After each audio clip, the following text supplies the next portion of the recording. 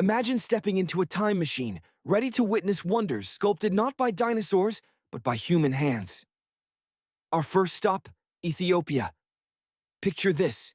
You're exploring the vibrant city of Lalibela when you stumble upon a breathtaking sight.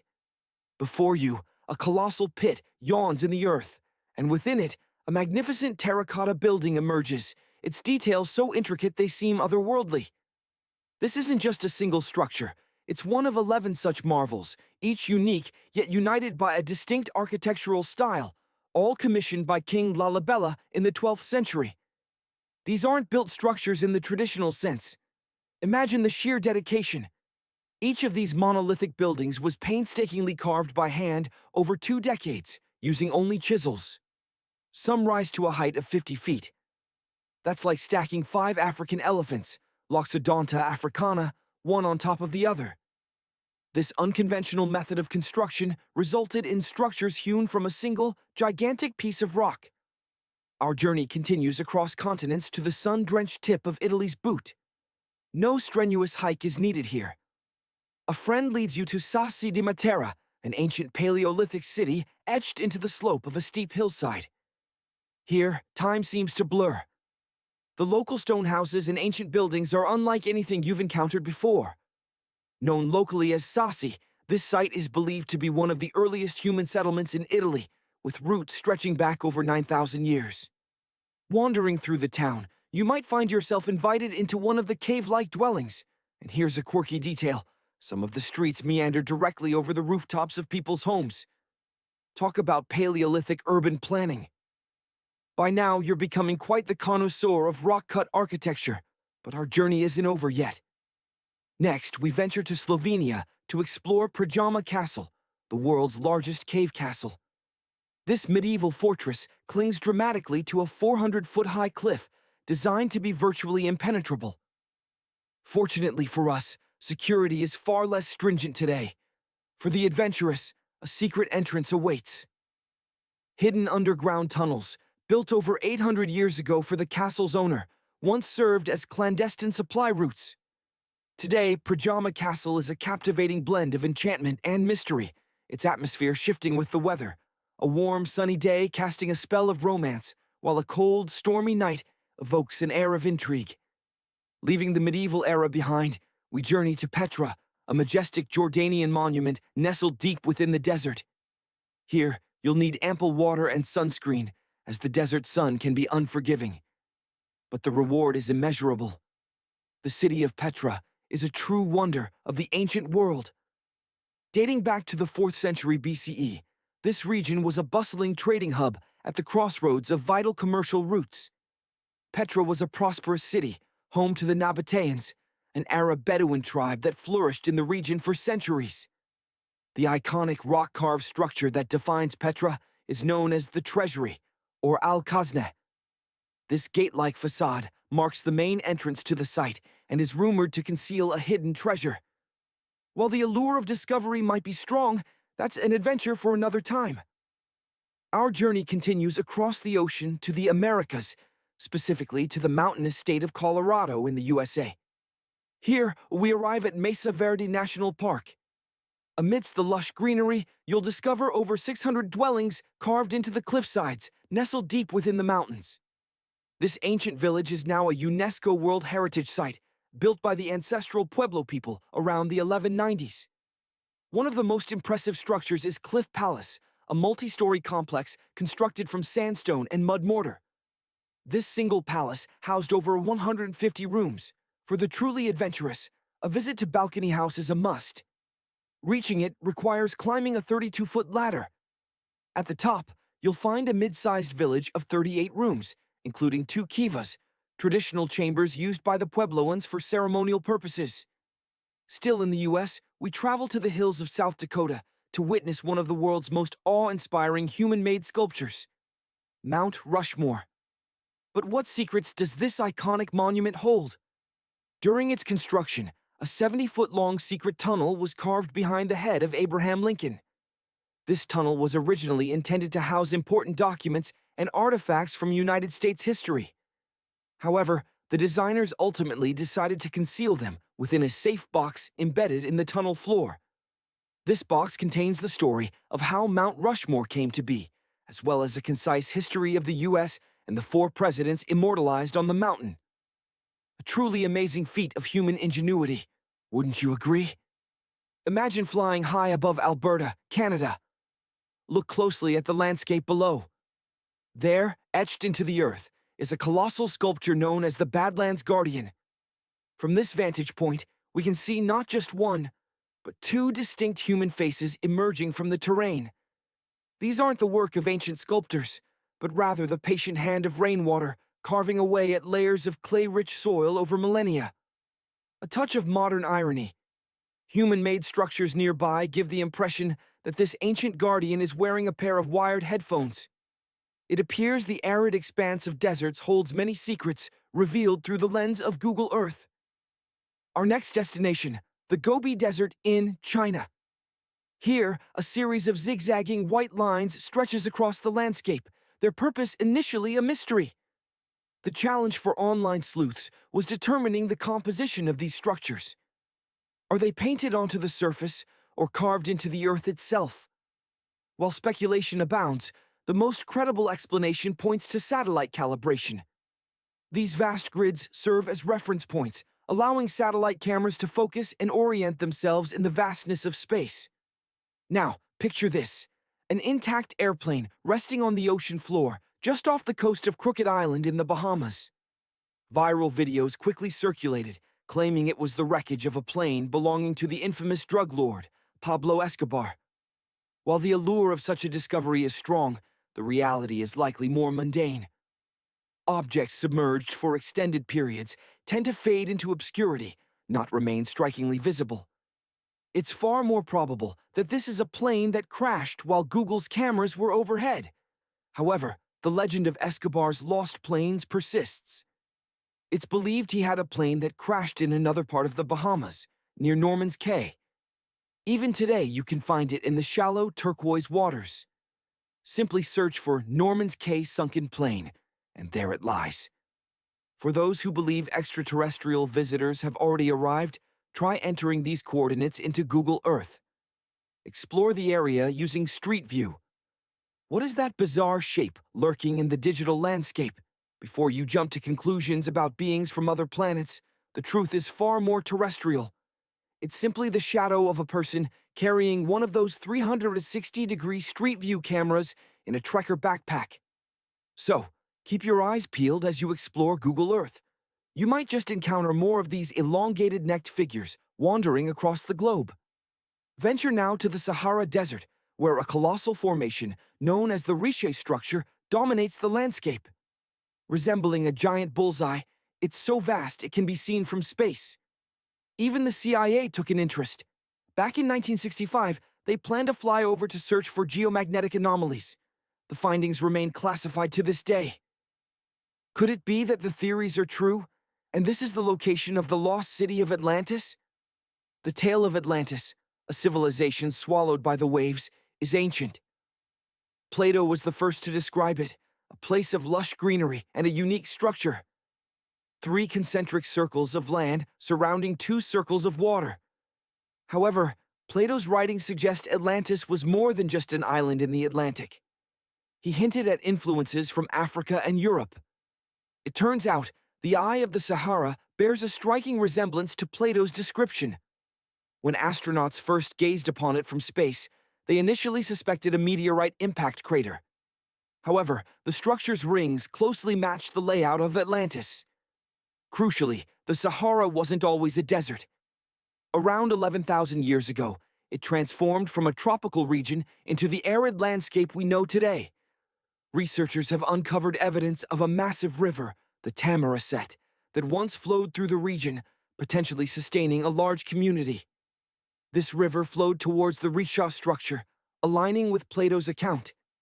Millions of years ago, between 50 and 100 million years ago, the Trans-Saharan Seaway cut through the Sahara. According to legend, a catastrophic event, likely a rapid rise in sea level caused by the end of the last ice age, destroyed Atlantis around 11,500 years ago. NASA's worldview imagery reveals patterns consistent with this theory. These concentric rings might be a key to unlocking the secrets of our planet's evolution over millions of years. Erosion has sculpted them from resilient rock layers, creating an eerie pattern of ridges and troughs. The central peak rises proudly to 2,300 feet. The central part of the structure has undergone significant erosion, revealing a circular formation with a raised peak. Unlike impact craters, the Eye of the Sahara exhibits a remarkable balance and symmetry. Some believe it's the result of rock uplift, sculpted by wind and water. Others propose it's an ancient anticline, eroded to reveal its concentric glory. Then there's the salt diaper theory, suggesting that the buoyancy of salt sculpted this natural wonder. Dating techniques have revealed that it formed between 541 and 252 million years ago, give or take a million years. Scattered around the outer edges of this ancient structure, near dried-up riverbeds, lie silent witnesses to a forgotten past. Ancient tools. Some, crafted from stone, whisper tales of even earlier inhabitants. And yet, despite the discovery of spear points dating back to the Neolithic period, evidence of sustained human habitation remains scarce.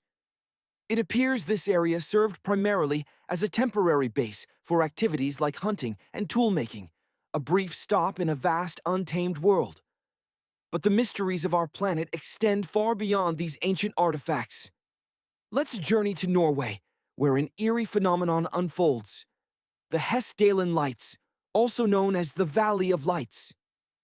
Here, in this isolated 10-mile-wide valley, scientists find themselves baffled by a recurring enigma. Perched high on a hillside, a peculiar blue box, equipped with cameras, tirelessly scans the landscape, ever watchful. The unsettling saga began in the 1980s, when the night sky above Hestdalen erupted in a dazzling display of fiery orbs, a spectacle that instilled both awe and fear in those who witnessed it. This was no fleeting event, it became a regular occurrence. Terrified locals recounted encounters with these unearthly luminous phenomena, some occurring disturbingly close to their homes. A wave of unease swept through the region. At its peak, the valley witnessed as many as 20 sightings each week, capturing the attention of newspapers, magazines, and media outlets worldwide. Soon, a stream of curious onlookers descended upon the valley, eager to catch a glimpse of the elusive lights. In 1984, a team of experts armed with magnetometers, radiometers, and other sophisticated instruments joined the investigation. What they encountered defied conventional explanation. The lights moved with unpredictable patterns, some drifting leisurely across the sky, others streaking past at an astonishing 19,000 miles per hour. Theories abounded: airplanes, distant reflections, ball lightning, satellites, planets, meteors. But the sheer speed and erratic movements of the lights ruled out each explanation. Now, let us journey to another mysterious location, one that holds secrets locked beneath a frozen world. Imagine the vast, unexplored continent of Antarctica, concealing beneath its icy surface a network of hidden lakes. Among these, Lake Vostok stands as the largest subglacial lake, a hidden realm that could harbor life forms unknown to science. Buried beneath 2.5 miles of ice, Lake Vostok lies 1,600 feet below sea level. This immense body of water stretches for 155 miles in length and 31 miles at its widest point, with an average depth of 1,400 feet. In terms of volume, it ranks as the world's 6th largest lake. It is an underwater realm of towering pillars and profound depths, a secret world discovered in 1993. For over 2 million years, it lay hidden beneath the ice, accumulating ancient secrets. In 2012, scientists achieved a groundbreaking feat, drilling through the ice to extract the longest ice core ever recorded. They pierced the frozen barrier, reaching the lake's surface. The following year, an unexpected event occurred during the ice core extraction, as the tranquil waters of Lake Vostok erupted, mixing with drilling fluids. In 2015, a pristine water sample was finally obtained. Some scientists believe that this isolated environment may harbor unique life forms, preserved in this fossil water reserve for millions of years. These organisms could resemble those speculated to exist in the ice-covered oceans of moons like Europa and Enceladus. The existence of such a lake was first theorized in the 19th century, with seismic soundings in 1955 providing hints of a subglacial lake. By the 1990s, satellite data confirmed the existence of Lake Vostok, and Lake Vostok is not alone. In 2005, an island was discovered within the lake, and two smaller lakes were subsequently identified nearby. Scientists suspect that a hidden network of subglacial rivers may connect these bodies of water, creating a complex and interconnected ecosystem beneath the ice. From the frigid depths of Antarctica, we now travel to the tropical landscapes of Venezuela, where the Catatumbo lightning presents a truly sinister spectacle. At the confluence of the Catatumbo River and Lake Maracaibo, an unsettling light show unfolds, a relentless barrage of lightning that illuminates the night sky. This phenomenon occurs on approximately 140 to 160 nights each year, lasting for up to 10 hours each day, with lightning flashing as many as 280 times per hour. The frequency of these lightning strikes varies with the seasons and from year to year. A brief hiatus occurred between January and March of 2010, sparking fears that the phenomenon might disappear forever. As the sun dips below the horizon, winds from the east begin to gather momentum. This powerful wind, known as a nocturnal low-level jet, is similar to those observed in the Great Plains of North America. These winds carry moisture, primarily from the Caribbean Sea and Lake Maracaibo itself. As this humid air collides with the towering mountain ridges, thunderstorms begin to form. Thanks to the continuous influx of wind and moisture, more thunderstorms develop throughout the night. This recurring pattern explains why this region experiences the highest annual lightning rate on the planet. Our journey now takes us to China, where scientists are confronted with another inexplicable mystery: the Longyou Caves. These vast man-made caverns, adorned with lofty slanted roofs and sturdy pillars, remained hidden for centuries, their purpose shrouded in enigma. Imagine a discovery, hidden for over 2,000 years, finally revealing itself in the 1990s. Picture this: local farmers in China, draining a series of ponds, inadvertently stumble upon not one, but 5 colossal caverns. Their curiosity piqued. They continue digging, unearthing an additional 19 smaller caves. These weren't mere holes in the ground. They were vast chambers, some stretching 60 to 110 feet in width and soaring 26 to 50 feet in height. Within these subterranean spaces, archaeologists unearthed relics, tangible links to the reign of Emperor Xuan of Han, a dynasty that thrived over 2 millennia ago. But a profound mystery lingers. How did these caves endure for over 2,000 years without collapsing? No ancient texts offer any insight into their construction. The walls bear the marks of chisels, suggesting a meticulous, layer-by-layer excavation, yet the precise methods employed by these ancient builders remain an enigma. Now, shift your perspective to the Cuna grasslands of Peru. Envision a stark, desolate landscape, a barren desert of rock and seemingly nothing more. But wait, there's an anomaly, a splash of vibrant life amidst the desolation, the Yareta, Azorella compacta. This flowering plant is so unique, so unlike anything else in its surroundings, that it almost appears digitally imposed. At first glance, it resembles a cluster of moss-covered rocks, but this is no ordinary moss. This is a 3,000-year-old plant, a tenacious survivor thriving in the freezing Puna grasslands of the Andes. Yareta grows in dense, compact formations, so tightly packed that you could stand on top of a shrub, and it would support your weight without issue. Let's move north to Spotted Lake in Canada. Known as the most magical spot in the country, this lake presents a dual identity. During the winter and spring months, it appears as an ordinary lake, indistinguishable from countless others. But come summer, as the water begins to evaporate, a breathtaking transformation unfolds. It's as if you've stepped into an alien world, a surreal landscape dotted with blue, green, and yellow circles. Throughout the summer, over 300 distinct pools emerge, each possessing a unique, almost ethereal beauty. Over the centuries, indigenous peoples believed that each pool held different healing properties. The explanation for these vibrant colors is rooted in pure science. Each pool boasts a high concentration of different minerals, creating the stunning visual spectacle. Journey now to Rio Tinto, Spain. For over 5,000 years, this red river has been cradled by mines rich in copper, silver, gold, and a plethora of other minerals. These minerals are the source of the river's distinctive reddish hue. Mining operations persisted in the area for centuries, until the industry gradually waned. The mines were abandoned, left to the ravages of time, until their rediscovery in the 18th century. The river itself is an awe-inspiring sight, but it's also hazardous due to its extreme acidity. Remarkably, the bacteria thriving in the water create conditions similar to those found in certain locations within our solar system. Scientists hypothesize that a comparable environment may exist on Europa, one of Jupiter's moons, where an acidic ocean is believed to lie hidden beneath the moon's icy surface. Our next stop is Toyama Bay, Japan. Imagine strolling along the shore of Toyama Bay at night, when you might be fortunate enough to witness a mystical neon blue light emanating from the depths.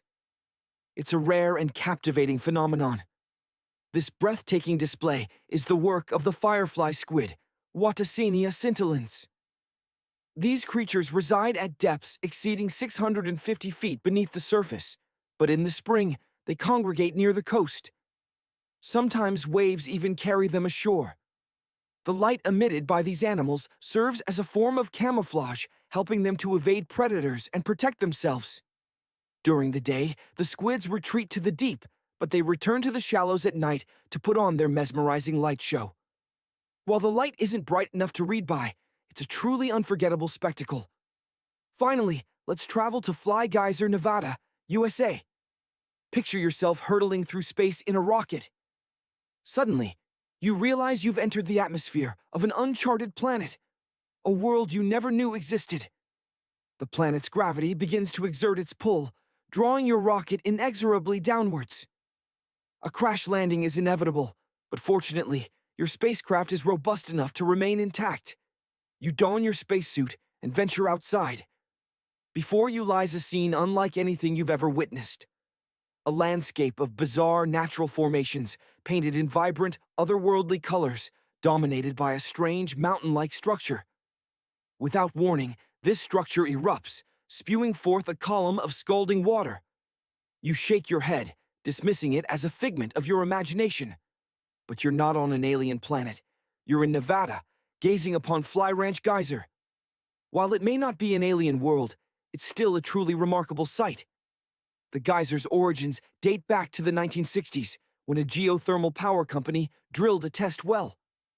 This inadvertently created an escape route for groundwater, leading to the formation of the geyser and the deposition of colorful minerals, reminiscent of those found in Yellowstone National Park. These colors are largely due to the presence of algae. And speaking of Yellowstone, that's another place that could easily be mistaken for an extraterrestrial landscape. Spanning an area larger than the states of Delaware and Rhode Island combined, Yellowstone boasts over 10,000 hydrothermal features, including 500 geysers and breathtaking waterfalls. Our final destination is Chinguy de Bimaraha, Madagascar. This is a place where it's easy to imagine encountering ancient animals. You can almost see them lurking among the jagged rocks. Let's journey to a realm of natural wonders, beginning in Madagascar at Chinguy de Bimaraha National Park. Imagine a landscape sculpted by time and the relentless work of erosion, a forest of razor-sharp limestone pinnacles reaching skyward, some soaring to a dizzying 330 feet. This isn't just rock, it's a testament to the power of water and wind. Half of this protected area is cloaked in lush forest, a vibrant contrast to the jagged rocky terrain. Here, life clings tenaciously. We see chameleons, masters of camouflage, stalking insects. Look, there are vibrant green iguanas basking in the sun, and a symphony of frog calls echoes through the humid air. And of course, the island is a sanctuary for numerous unique lemur species, each adapted to this extraordinary environment. Now, let's cross the ocean to Iceland, a land forged by fire and ice. Here, the Vatnajökull Glacier reigns supreme, the largest ice cap in Europe. Picture a colossal river of ice, in places exceeding a staggering 3,000 feet in thickness. Vatnajökull boasts no fewer than 30 outlet glaciers, frozen rivers, that once flowed from the heart of the ice cap, now trapped within the embrace of the valleys. But the true magic lies beneath the surface, in the ethereal ice caves. These are sculpted by meltwater, rushing through the glacier in a torrent, seeking its escape.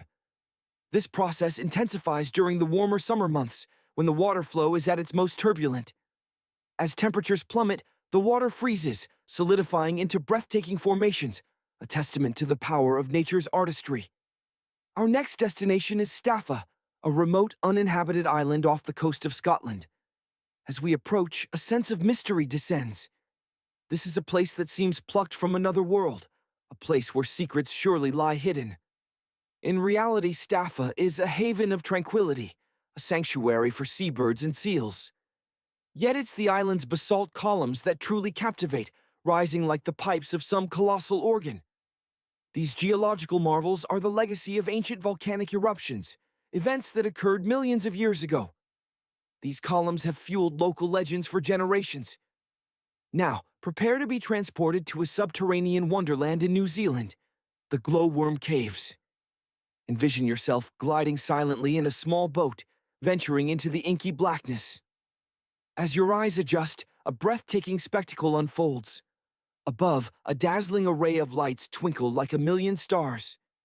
You don't need to journey to the far reaches of the Milky Way to witness such a sight. The Glowworm Caves offer a celestial experience right here on Earth. Formed over countless millennia, these caves feature an impressive collection of stalactites and stalagmites. However, their true allure lies in the presence of the glowworms. These caves are home to countless luminescent larvae, their tails emitting a soft, ethereal glow. This bioluminescence serves a vital purpose, attracting unsuspecting insects and potential mates. For over a century, explorers have been drawn to this magical realm, and numerous similar caves dot the surrounding landscape. Our journey continues to China, specifically to the Longyou scenic area in Zhangjiajie. Prepare to be awestruck by a panorama of over 3,000 sandstone pillars rising majestically from the earth. They resemble nature's own skyscrapers, some reaching half the height of the Empire State Building. Often, the base of these pillars is obscured by a perpetual mist, creating the illusion that they simply emerge from the clouds. Two natural stone bridges, suspended high above the ground, add to the surreal beauty, appearing to float amidst the towering formations. Next, we travel to the Sahara Desert to witness a geological enigma known as the Eye of the Sahara. This remarkable formation remained hidden for millennia, concealed in plain sight. It wasn't until the advent of space exploration that its true nature was revealed. Initially, scientists speculated that it was an impact crater, the result of a cosmic collision. However, further investigation revealed that its origins were entirely terrestrial. Geologists now believe that the eye began to form over 100 million years ago, during the breakup of the supercontinent Pangaea. Molten rock, surging towards the surface, created a vast dome composed of distinct layers. Over eons, volcanic activity and erosion sculpted this dome into the mesmerizing spectacle we see today. Our adventure takes us to Russia, to the depths of Lake Baikal. This is not just any lake. It is the deepest, the oldest, and one of the largest freshwater lakes on our planet. Such a place is bound to hold secrets. For much of the year, from early January to May, the lake is encased in ice. But during the summer months, the water transforms into a crystal-clear mirror, allowing the visibility to depths of up to 130 feet. This remarkable clarity is due to the pristine melted ice flowing from the Siberian mountains, water virtually devoid of mineral salts. Finally, we arrive in Bolivia, at the Salar de Uyuni. This is one of the most extreme and awe-inspiring landscapes in South America. Stretching across more than 4,000 square miles, it is the world's largest salt flat. Its origins lie in prehistoric lakes that evaporated thousands of years ago, leaving behind a thick, salty crust that extends to the horizon. Here, the line between earth and sky blurs, creating an otherworldly experience. Our final stop is in the Atacama Desert of Chile. Here we find the driest desert on Earth. Dominated by rocky terrain, salt lakes, dunes, and extreme temperatures, the Atacama presents a landscape of stark beauty.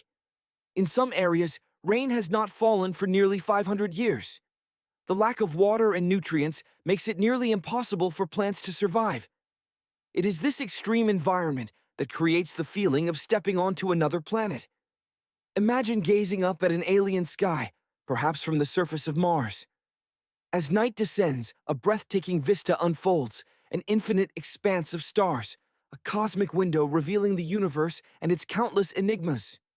For ages, the mysteries surrounding ancient civilizations have ignited the imaginations of many, fueling countless conspiracy theories. Some of these enigmas are so captivating that we find ourselves half believing them, or perhaps even wishing they were true. One thing remains certain. Few, if any, of these theories have ever been officially, acknowledged. Or have they? We all know the CIA has engaged in clandestine activities throughout history, all in the name of national security. But could a book itself be deemed a threat, both domestically and internationally? Recently, the CIA declassified portions of a book that delves into the stories of lost ancient civilizations and the cataclysmic events that led to their demise millennia ago. This intriguing book was penned in 1963 by a man named John Thomas and was slated for publication by Emerson House in 1965. But the CIA intervened. For reasons shrouded in mystery, the book was classified, effectively preventing its release to the public. Until recently. The plot thickens. The book was initially declassified in 2013 thanks to the Freedom of Information Act. However, it wasn't actually released to the public until 2016. And what was finally revealed raises some serious questions. The original manuscript reportedly spanned 284 pages.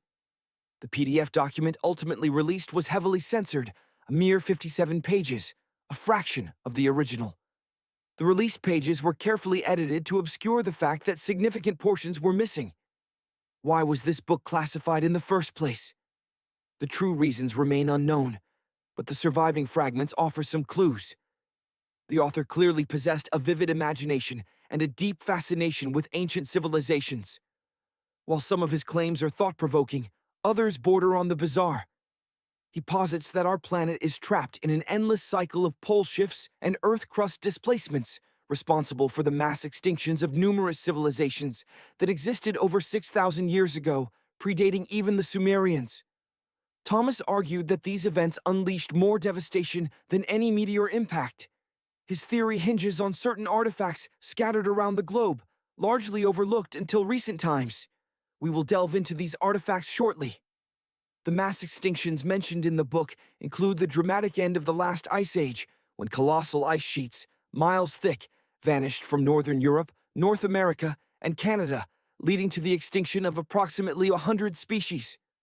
The author attributes this to a geomagnetic pole shift, triggering catastrophic changes in both the atmosphere and the Earth's crust, ultimately wiping out entire civilizations. While geomagnetic pole shifts are a documented phenomenon, they typically unfold over vast stretches of time. Hundreds of thousands of years, according to mainstream science. The reality is complex.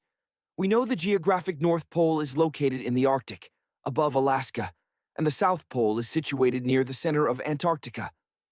These geographic poles remain constant. However, the Earth's magnetic poles have indeed flipped in the past, hundreds of thousands of years ago. Imagine, 700,000 years ago, a compass would have pointed south, indicating Antarctica. But the book's author proposes a radically different scenario. He claims that magnetic pole reversals occur not every few 100,000 years, but every 12,000 years, and that these flips happen within a matter of hours, unleashing a cataclysmic apocalypse. He attributes this to an explosion within the Earth's core. This explosion not only causes the magnetic poles to flip, but also forces the Earth's crust to shift violently. According to the book, these catastrophic events cause submerged continents to rise above sea level in mere hours. Here's where the story takes another turn. The author asserts that the Peruvian Andes were once submerged beneath the ocean before the last pole shift. While this seems improbable, given that the Andes Mountains rise to approximately 22,000 feet above sea level, evidence emerged in the late 1980s to support this claim. Scientists discovered whale bones and fossils, believed to be millions of years old, high in the Andes, and the Himalayan mountains. This suggests, let's delve into the secrets of the past, mysteries that continue to baffle us to this day. Imagine the Earth gripped by a sudden deep freeze during the Younger Dryas event. According to one compelling theory, this freeze disrupted the Gulf Stream, triggering a cascade of catastrophic consequences. The evidence? Consider the frozen mammoths discovered entombed in ice, their mouths still full of food. A truly perplexing sight. These were creatures built to withstand the Ice Age, so what could have caused such rapid and complete freezing? It certainly makes you wonder. Our journey takes us next to the Great Pyramid of Giza, a monument that remains a profound enigma. Picture this. Over 2.5 million stone blocks, each placed with incredible precision, forming a structure nearly 750 feet wide and soaring over 450 feet high. Even with modern technology, replicating this feat is a daunting challenge. How was it constructed? The internal design, too, defies easy explanation. Unlike other pyramids, its interior layout is unique. And contrary to popular belief, no mummies have ever been found within its chambers. Intriguing, isn't it? But the strangeness doesn't end there. Remarkably, no hieroglyphs adorn the walls of any of the pyramids. And equally strange, no pyramids or even pyramid-like structures appear in any Egyptian hieroglyphs. This absence of connection is deeply unsettling. Some researchers, like Mr. Thomas, speculate that the pyramids were built hundreds of thousands of years before the Egyptians, by a civilization lost to time. And speaking of lost civilizations, the author even touches upon the ancient Greeks. He proposes that a separate ancient race once thrived in Greece, a race of towering individuals, with striking blue eyes and blonde hair. They possessed advanced technology far beyond the comprehension of the later Greeks. Now, before we get completely lost in the world of stone blocks, let's examine another mind-boggling mystery. The Temple of Baalbek in Lebanon, with its colossal foundation blocks. These massive stones, part of the Heliopolis complex, were also used in temples in Rome. The foundations are composed of trilithon stones, weighing an astounding 900 tons each. The author argues that this is undeniable proof of a lost, technologically advanced civilization. While many archaeologists attribute these stones to the Romans, there's a distinct lack of evidence to support this claim. The Romans simply didn't possess the machinery required to quarry, transport, and lift such immense stones. Well, maybe they carved them right there. But remember, these stones were raised 30 feet into the air and positioned with mathematical accuracy. And let's not forget the blocks atop the Heliopolis, each weighing around 800 tons. Even more astonishing, the Romans themselves don't claim credit for the foundation stones. They acknowledge building upon them, but not for the creation of these extraordinary foundations. The author raises a crucial point about the distance between Rome and Baalbek. Why would the Romans undertake such a monumental project in such a remote location, so far from their capital, and then fail to take credit for it? It's a mystery that deepens the intrigue. Finally, our journey leads us to perhaps the most perplexing enigma of all. Easter Island, a speck of land in the vast expanse of the Pacific Ocean, seemingly in the middle of nowhere. How did people discover and settle such a remote island so long ago? The island's iconic Moai statues only add to the mystery. Who do they represent, and what was their purpose?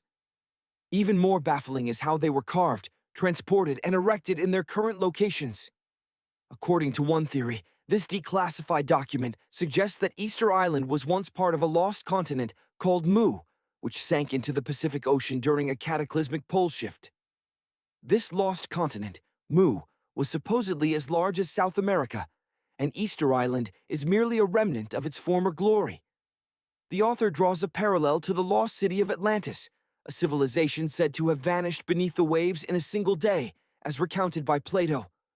Although these stories captivate the imagination and raise intriguing questions, we must remember that, scientifically speaking, a cataclysmic pole shift capable of causing the extinction of entire civilizations is not considered likely. Imagine spending a week exploring ancient ruins, capturing photographs of the world's most enigmatic archaeological sites. Would you be ready for such an adventure? Let's embark on a journey of discovery, venturing into the heart of ancient civilizations and forgotten wonders. Our first destination lies in Southeast Asia. Prepare to be amazed by the breathtaking ruins scattered across this region. We begin our adventure in Bagan, a mesmerizing locale nestled in the hinterlands of Myanmar. Fortunately, we've arranged two unique experiences to fully appreciate this historical treasure. Our first encounter with Bagan is a sunrise hot air balloon ride. Imagine drifting silently above the landscape just before dawn. As the first rays of sunlight paint the horizon, we ascend, floating gently over this spectacular vista. As the sun climbs higher, its golden light illuminates over 2,000 cone-shaped structures. The sight is simply breathtaking. While the hot air balloon ride is brief, it provides unparalleled views stretching across the entire 40-mile expanse of the site. Back on solid ground, we explore the ruins on two wheels. Renting a bicycle, we leisurely roam through the village, discovering hidden corners and ancient secrets.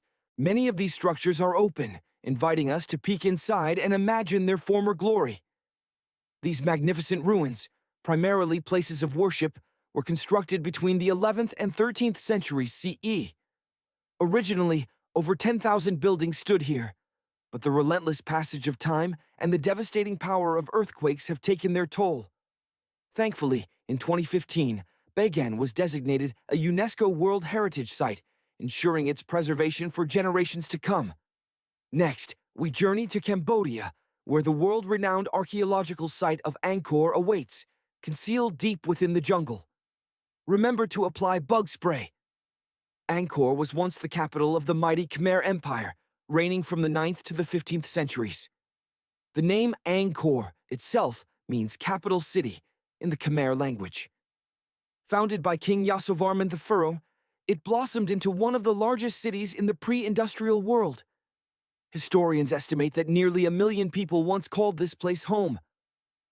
Even today, Angkor's stunning architecture inspires awe. The Khmer style is immediately recognizable in the use of colossal sandstone blocks.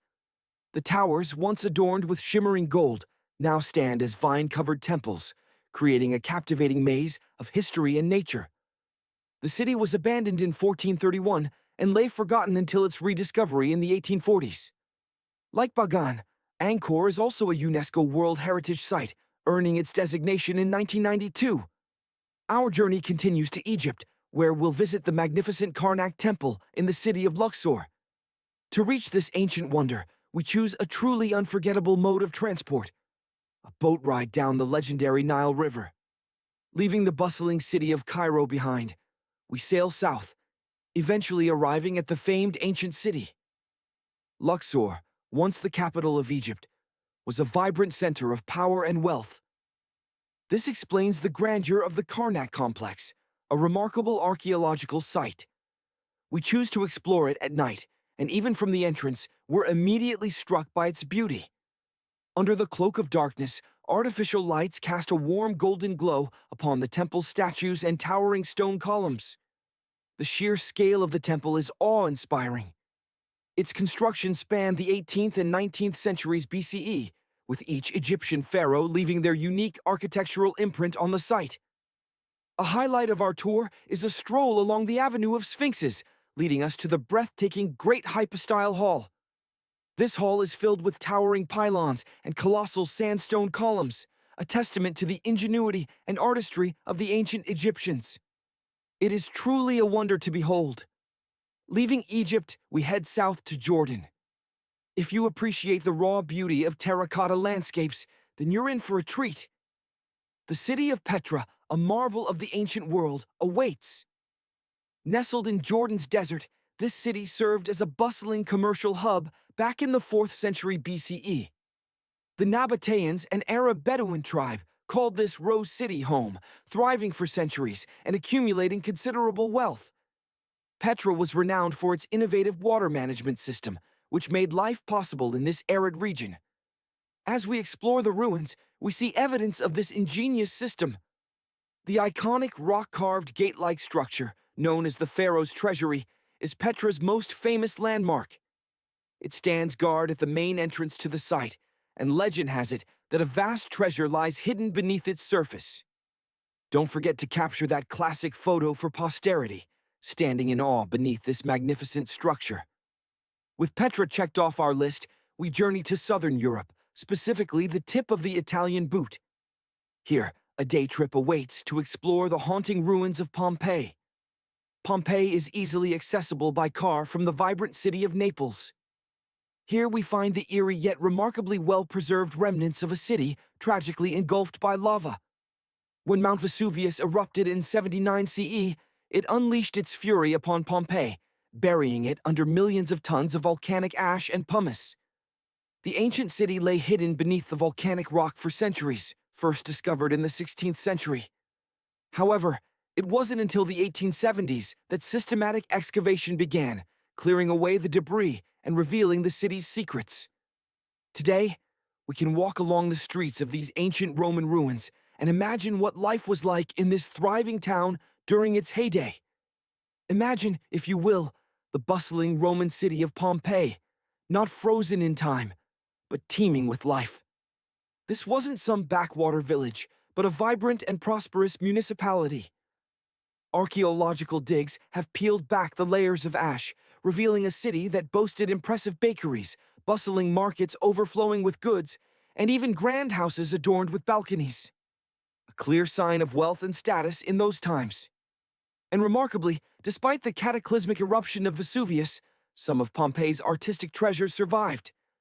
Archaeologists have unearthed well-preserved frescoes, murals depicting captivating mythological creatures. These artistic remnants tell us that members of the Roman high society called Pompeii home. The city even offered its residents the luxury of thermal baths and showers, constructed from the finest materials available. A true testament to Roman ingenuity and affluence. Now, let's journey north, leaving the warmth of Italy behind and venturing to the windswept Salisbury Plain in Wiltshire, England. Here, we find the iconic Stonehenge. A short train ride from London, this ancient monument is one of the world's most recognizable ruins. These curious stone rings, standing for over 5,000 years, are some of the oldest stone structures on our planet. Hewn from massive sandstone blocks, they are shrouded in mystery. Who were the builders, and what was their purpose? These questions continue to elude us. Popular theories suggest that Stonehenge served as a grand solar calendar, meticulously constructed to help people track the passage of days, weeks, and months. Imagine the sheer manpower required to erect such a structure, all for the sake of keeping time. Our journey continues, taking us across the Atlantic to the southern Americas. Deep within the jungles of Guatemala, in Central America, lie the ancient Mayan ruins of Tikal. This lost city, comprised of over 3,000 buildings, represents the remains of what was once the capital of the mighty Mayan Empire. Its importance in its time could be compared to that of modern-day London or New York. The North Acropolis stands as Tikal's most ancient complex of monuments. Constructed entirely by human hands around 350 BCE, it served as the final resting place for Mayan kings and chiefs.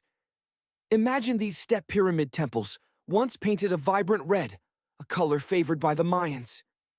Today, only the weathered limestone remains, a silent testament to a glorious past. What led to the downfall of such a magnificent city? Archaeologists remain baffled by the cause of Tikal's decline. To this day, the question remains unanswered. Was it a prolonged drought? A devastating disease? Perhaps the answer will forever remain lost to the sands of time. And if you're still in the mood for exploration, let's move further north to Chichen Itza, an archaeological site in Mexico's Yucatan state that boasts some of the best preserved Mayan pyramids on Earth. This Mayan city is well over 1,500 years old. At its peak, Chichen Itza was home to an estimated 35,000 people. The site covers a vast area of 1.9 square miles, with numerous ruins scattered throughout. The undisputed highlight is El Castillo, a tremendous step temple that rises 80 feet above the ground. But its most remarkable feature lies in its design. Each of its 4 sides features 91 steps, and if you include the upper platform, the total comes to 365. Precisely the number of days in the solar year. a testament to the Mayans' advanced understanding of astronomy and mathematics. What an intense journey through time and across continents! Now it's time to head home, to reflect on the wonders we've witnessed. When we think of ancient ruins, we rarely imagine them suspended in midair or clinging to the branches of a tree. The vast majority of ancient artifacts displayed in museums around the world were unearthed through painstaking excavation. Buildings, you see, have a tendency to fade away over time if they're not properly maintained. Sometimes building materials are repurposed, leading to the sacrifice of older structures. Other times, houses are simply abandoned, left to the mercy of the elements. Rain, sunlight, and wind take their toll, and eventually they crumble into dust.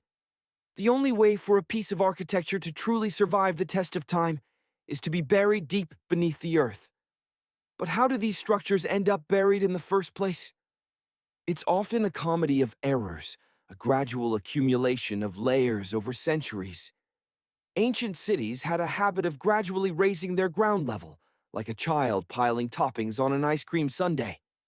These settlements were constantly striving to gather food and building materials to sustain their growing populations. But who had time to deal with waste and rubbish? It wasn't exactly a priority. So, when it came to constructing new houses, ancient civilizations often found it easier to simply pile up the rubble and build right on top of it, saving themselves a considerable amount of effort.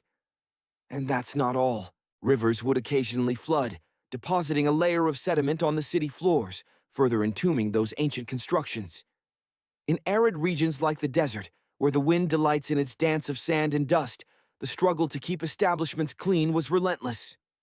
A perfect example of this is the Great Sphinx of Giza, which famously had its head buried in sand until a group of archaeologists. Imagine traveling back in time, not just centuries, but millennia. We find ourselves in a forgotten landscape where ancient towns, once bustling with life, now lie buried beneath the relentless march of nature. Picture a town slowly fading from memory, its inhabitants gone, its purpose forgotten. And then, the inevitable happens. With no human hand to restrain it, the natural world reclaims its territory. Plant seeds, carried by the wind, find fertile ground in the abandoned streets and homes. They sprout, reaching for the sun, consuming carbon dioxide, and growing with unrestrained vigor. Roots burrow deep, stabilizing the soil, creating layer upon layer of decaying plant matter. It's nature's grand reclamation project, a testament to its enduring power. But how do we rediscover these lost worlds? How do archaeologists pierce the veil of time, digging through layers of sediment, debris, and tangled roots to unearth the secrets of civilizations long gone? It's not as simple as picking a spot and digging. There's a method to this madness. Often, the impetus for an archaeological dig comes from unexpected sources. Imagine you're a developer, ready to erect a gleaming new apartment complex. But before the first brick is laid, local regulations demand a soil survey. That's where the experts come in: archaeologists, geologists, and paleontologists. These watchful guardians monitor the construction, alert for any sign of buried history. If artifacts or ecofacts, organic remnants of the past, are unearthed, they spring into action, meticulously excavating and studying these relics. But what about sites far from the reach of bulldozers and hard hats? Here, archaeologists rely on a different set of tools: historical records and good old-fashioned detective work. They delve into ancient documents, poring over maps and accounts, piecing together the puzzle of human activity in a specific area. A previously visited site is a gold mine, offering clues and insights from past excavations. Before the shovels even break ground, a visual reconnaissance mission begins. Archaeologists meticulously survey the site, eyes peeled for any artifact peeking through the surface. From ground stone tools to fragments of ancient glass, even long-forgotten garbage dumps hold valuable clues. These seasoned observers can spot signs of human habitation that would escape the notice of most. The discovery of a midden, an ancient trash heap, is a telltale sign that humans once called this place home. But the archaeologist's toolkit extends far beyond the humble shovel. Geophysical tools act as their secret weapons in the quest for hidden wonders. Consider the resistivity meter. This ingenious device measures the electrical resistance of the soil, revealing the presence of buried structures or artifacts. A stone wall, for instance, will exhibit a different resistivity than the surrounding earth. Magnetometers and ground-penetrating radar employ similar principles, painting a picture of what lies beneath the surface. And let's not forget the ever-reliable GPS, a high-tech treasure map guiding archaeologists to precise locations. Ready for a virtual tour of some of the world's most significant archaeological sites? Then follow me. Our first stop, the United Kingdom, home to the enigmatic Stonehenge. This is just one of the many henges scattered across the landscape, but it is a truly remarkable structure. Picture this. Colossal ancient stones, standing tall and proud, arranged in a distinctive outer ring and an inner horseshoe, with smaller stones adding to the overall effect. These stones have stood the test of time for over 5,000 years, a testament to their enduring strength. Local folklore weaves a tale of the legendary wizard Merlin, who, with a flick of his wrist, magically transported these massive stones from Ireland. According to the legend, giants had originally assembled them there, but Merlin, in his infinite wisdom, decided they would be better suited to their current location. Others suggest that they are the ruined remains of an ancient Roman religious structure. But whatever their true origins, these incredible structures were built by our Bronze Age ancestors. Armed with rudimentary tools and limited technology, they managed to create a monumental marvel that continues to inspire awe and wonder to this day. Consider the enigma of Stonehenge, a truly awe-inspiring structure, isn't it? Yet frustratingly, a veil of mystery still shrouds this ancient site. Its original purpose, a question that continues to elude us. Theories abound, of course, but the scientific community remains divided, unable to reach a consensus. What we do know is that Stonehenge is meticulously aligned to capture the sun's first rays during both the summer and winter solstices, a testament to the astronomical knowledge of its builders. Now, let's journey to another incredible archaeological treasure, the ancient city of Pompeii. Imagine the scene. Mount Vesuvius, a volcano with a notorious temper, erupts in a cataclysmic explosion, burying the entire Roman city under layers of ash and pumice. Pompeii was frozen in time, a perfectly preserved snapshot of Roman life, located near modern-day Naples, Italy. Then, in 1748, a team of intrepid explorers stumbled upon this buried city. What they unearthed was nothing short of extraordinary, a veritable time capsule filled with remarkably preserved artifacts. Streets, houses, even food, perhaps a little stale after all those centuries.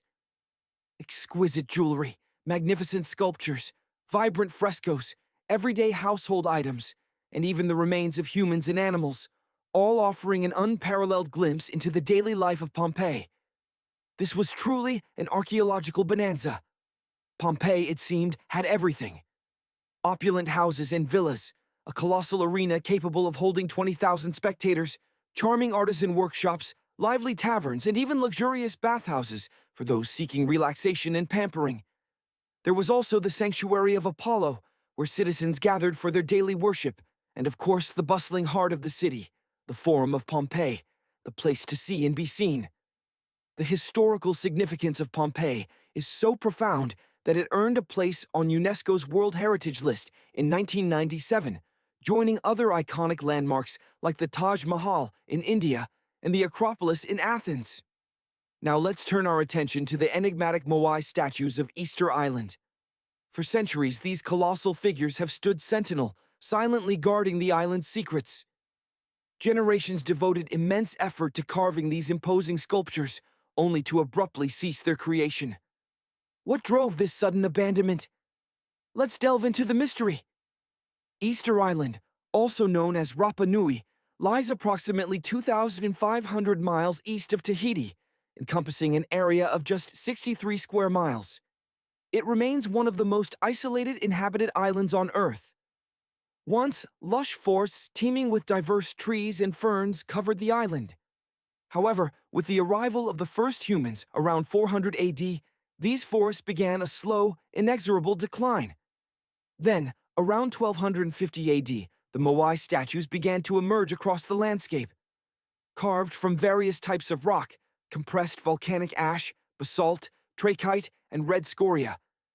The island's volcanic origins provided the raw materials for these monumental creations. Once the sculptors completed their work, they often covered the statues with pumice.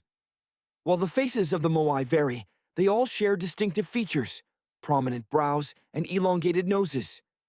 Their arms are typically carved close to the body, and some sport hats or headdresses atop their heads. Nearly 900 Moai statues are scattered across the island, varying in size. The average height is around 13 feet, but the largest reach a staggering 33 feet and weigh as much as 82 tons, the equivalent of several fully grown elephants. The diversity of facial features has led to theories that the statues represent and honor ancestors, chiefs, and other prominent figures who lived on the island. However, without conclusive evidence, the true purpose of the Moai remains elusive. Originally, these statues stood proudly along the coastline, watching over the settlements, their backs turned towards the spiritual realm of the sea. When European explorers first encountered the Moai in the 1700s, many had already been toppled, and the construction of new statues had ceased long before. The creation of these monuments required an enormous investment of labor. Skilled artisans spent countless hours meticulously carving the statues using rudimentary tools. A team of perhaps 6 individuals would labor for an entire year to complete a single statue. Afterward, the statues often had to be transported to their designated locations, some as far as 11 miles away. Through carbon dating, experts have determined that the construction of the Moai began around 1250 AD. But then, around 1500 AD, the activity abruptly stopped. The sculptors simply abandoned their tools, leaving stone chisels at their last points of use. Only about a quarter of the statues were ever placed in their intended positions. Half remained in the quarry, while others were left abandoned mid-transport. Something significant transpired on the island, causing the inhabitants to lose interest in the statues. Numerous theories attempt to explain this phenomenon, many centering on the island's deforestation. The islanders may have used wood to transport the statues across the terrain, possibly. Let's embark on a journey, a voyage through time and across continents, to uncover secrets etched in stone and whispered by the wind. First stop, South America. Imagine yourself trekking toward Machu Picchu, a lost city nestled high in the Peruvian Andes. This isn't just a walk, it's a pilgrimage into the heart of the Incan Empire. Machu Picchu, shrouded in mystery, still confounds researchers. How did this ancient civilization, back in 1450 CE, manage to construct such a monumental stone citadel in this remote location? The very act of reaching it is a challenge, a 3-day hike that pushes you to an altitude of 8,000 feet above sea level. Or, you could take the train. But where's the adventure in that? Our true purpose lies in a more recent enigma. In 2010, a French engineer named David Crispy, while surveying the Inca ruins, stumbled upon a hidden door, concealed behind a wall of carefully placed stones. Intrigued, he returned months later, armed with an electromagnetic scanner, a device capable of peering behind solid surfaces. The scanner revealed something extraordinary. A significant quantity of metal objects lay hidden behind that sealed doorway. Crispy alerted the Peruvian authorities, requesting permission to remove the stones and investigate further. But to this day, that request remains unanswered. The door remains locked, its secrets guarded by time and bureaucracy. A frustrating end to this chapter, but our journey continues.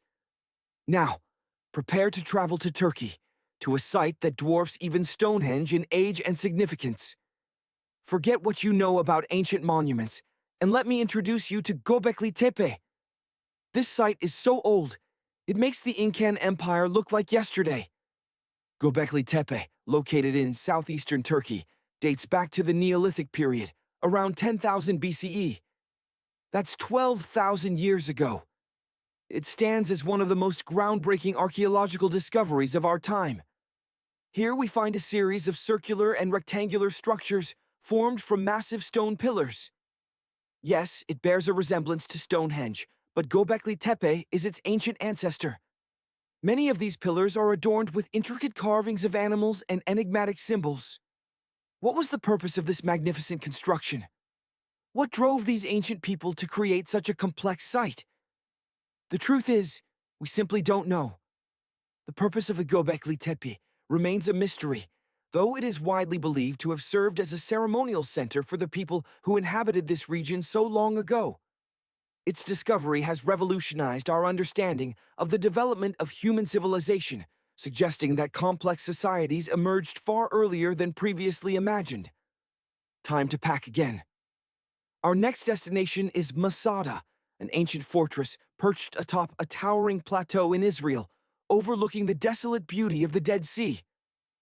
Behold the view. It's a breathtaking panorama, but also a testament to human ingenuity and resilience. Masada was built by King Herod the Great in the 1st century BCE, a feat of engineering and defensive architecture. Within its walls lay a complete city, storehouses overflowing with supplies, barracks for soldiers, a lavish palace for the king, and an intricate system of cisterns capable of holding approximately 40,000 cubic meters of rainwater. The people who lived here believed that the runoff from a single day's rainfall could sustain over 1,000 individuals for 2 to 3 years. Access to the fortress was limited to 3 treacherous, winding paths leading to heavily fortified gates. Later, Masada became a refuge for those fleeing Jerusalem after the city fell to the Romans. They held out against the Roman siege for months, defying the might of the empire. Ultimately, they faced defeat, but chose defiance over surrender. The story of Masada has become a powerful symbol of resistance, a testament to the human spirit's refusal to be broken. Today, Masada is a popular tourist destination and a UNESCO World Heritage Site, a place where history echoes in the desert wind. Our next flight is a short one, a hop across the Mediterranean to Egypt, to the Karnak Temple complex. This isn't just a temple, it's a sprawling city of stone, a testament to the enduring power of the ancient Egyptian civilization. Located in Luxor, Egypt, the Karnak Temple complex was constructed over a staggering period of 2,000 years, covering an area of over 200 acres. Dedicated to the worship of the deity Amun-Ra, it was one of the most important religious centers in ancient Egypt. The complex encompasses numerous temples, chapels, and other structures, including the Great Temple of Amun, the Temple of Khonsu, and the Temple of Ptah. The Great Temple of Amun is the largest and most awe-inspiring, boasting colossal columns, towering statues, and intricate decorations that speak to the wealth and power of the pharaohs. One of the most iconic features of the Karnak Temple complex is the Avenue of Sphinxes, a long processional way lined with sphinx statues that once connected the entrance of the complex to the Great Temple of Amun. Imagine the spectacle of religious processions moving along this avenue, a river of humanity flowing between these silent stone guardians. Another remarkable feature is the Hypostyle Hall, a vast hall supported by 134 massive columns, each over 70 feet tall. Walking through this hall is like wandering through a petrified forest, the sheer scale of the architecture leaving you breathless. The Karnak Temple complex is a UNESCO World Heritage Site, drawing visitors from around the globe. It provides an unparalleled glimpse into the religion, culture, and artistic achievements of ancient Egypt, a civilization that continues to captivate our imaginations. Imagine a remote island, shrouded in mystery, where colossal stone giants stand sentinel against the crashing waves. This is Easter Island, or Rapa Nui, a place that has captivated imaginations for centuries. But how did these immense statues, the Moai, come to be? And why did their creators ultimately abandon their construction? One theory suggests the islanders employed ingenious methods to move these behemoths. Picture teams of people using sleds fashioned from precious wood, straining with ropes, inching the Moai across the rugged terrain. Perhaps they even used logs as rollers or floated the statues on canoes along the coastline. But the island's limited resources soon became a critical factor. The forests, once abundant, began to dwindle. Trees, slow to mature in this isolated environment, were further threatened by rats devouring their seeds. Wood was essential for countless tasks, not only for the practicalities of daily life, but also for the creation of even more moai. Another possibility is that the islanders simply shifted their priorities. As the population grew, specialized rock gardens became increasingly vital.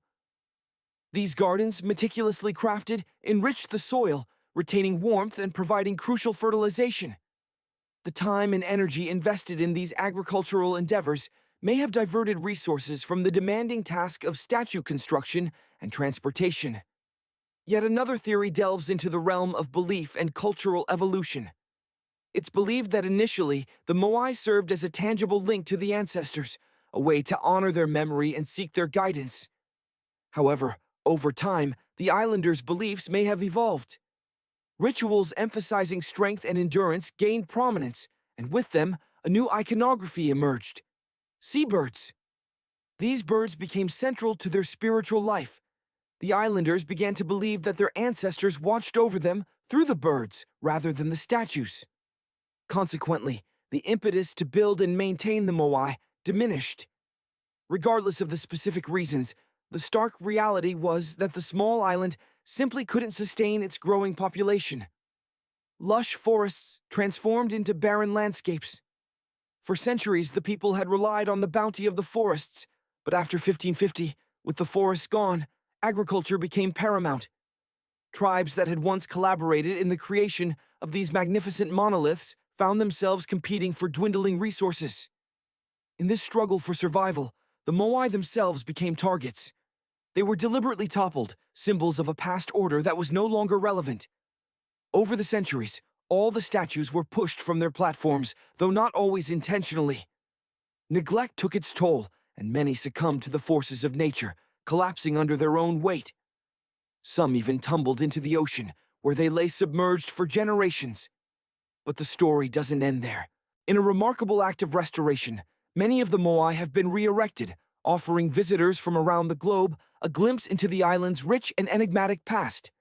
And when you finally arrive on this isolated speck of land, the question that may spring to mind isn't just how the statues were made or moved, but how did anyone even manage to find this place? It was a testament to the extraordinary seafaring skills of the ancient Polynesians. As early as 1500 BCE, these intrepid explorers began their voyages of discovery, utilizing the most advanced maritime technology of their time. They navigated the vast expanse of the Pacific Ocean in catamarans and outrigger boats, spreading from Southeast Asia to inhabit countless islands. By 900 BCE, they had reached as far north as Hawaii, and by 1200 BCE, they had settled New Zealand to the south. Easter Island, the most remote of all, marked their easternmost frontier. Within a few centuries, these early sailors had populated an area spanning thousands of square miles. Their navigational prowess was based on an intricate understanding of the natural world, a system of knowledge passed down through generations. They memorized routes, observed the rising and setting sun, and used the stars as their celestial map at night. Even when the skies were overcast, they possessed remarkable skills. They studied ocean currents, wave patterns, and the mesmerizing bioluminescence in the water, all of which provided clues to the location of distant islands. These seafarers understood how islands and atolls created subtle interferences in the air and sea. They also relied on the behavior of birds. Some species migrated long distances between islands, providing a visual link for travelers. Other birds had specific feeding patterns, and the sailors knew when and where they hunted, using this information to guide their boats.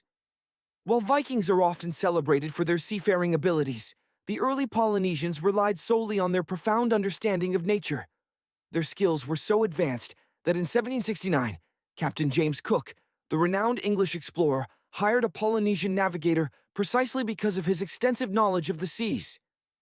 Even more astonishing, this navigator was able to draw a map from memory, covering an area of 2,000 miles wide and depicting 130 islands. Imagine sailing the vast open ocean centuries ago.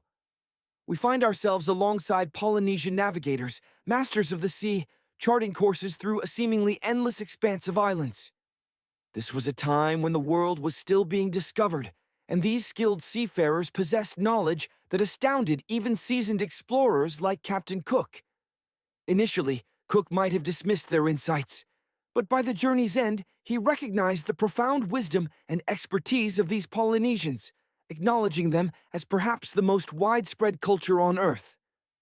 Now let's shift our gaze to the Caribbean, where the story of the Taino people unfolds. For a long time, historians believed they were the first inhabitants of the Greater Antilles, their presence predating Columbus's arrival by centuries. But the past is full of surprises. Recent discoveries have revealed an even earlier presence, the archaic people. These resourceful individuals were masters of stone tool technology, crafting hammers, axes, and a variety of polished implements. The mystery lies in how they achieved such sophisticated craftsmanship without the advanced equipment we might expect. Currently, scientists are diligently searching for a necropolis or similar archaeological site, hoping to unearth more secrets about this enigmatic culture and their way of life. Not far from Florida, another intriguing pre-Columbian settlement has come to light. Unearthed just a few years ago, this community seems to have prioritized fashion and adornment over stone tool creation. Archaeologists have uncovered a complex arrangement of 37 oyster shell rings, indicating numerous households. The inhabitants skillfully crafted beads from the shells of marine creatures. It's fascinating to remember that, in ancient times, beads weren't merely decorative, they served as powerful social symbols. Worn on clothing, they signified status, wealth, and authority. Sometimes the past yields even grander treasures, entire lost cities. This is precisely what happened to Lalibela, a Greek archaeologist who, in 2018, rediscovered the mythical city of Tanya. This wasn't a stroke of luck, it was the culmination of 34 years of dedicated searching.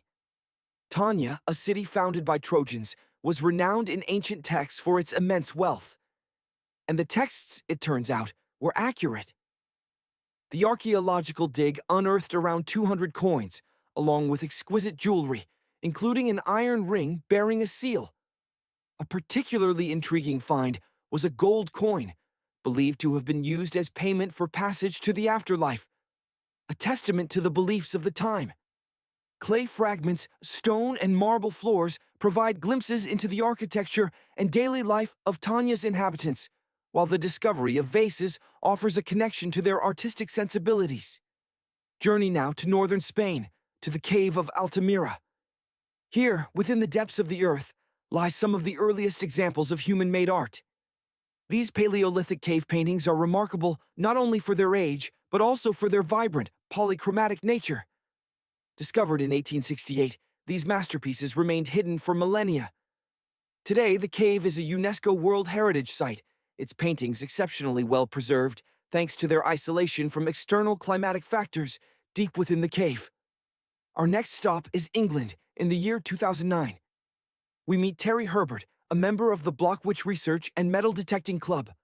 While casually scanning a plowed field in Staffordshire with his metal detector, he stumbles upon something extraordinary. The largest hoard of Anglo-Saxon gold and silver ever discovered. Listing every item would take far too long. In short, the Staffordshire hoard includes approximately 11 pounds of gold, 3 pounds of silver, and around 3,500 pieces of intricate jewelry.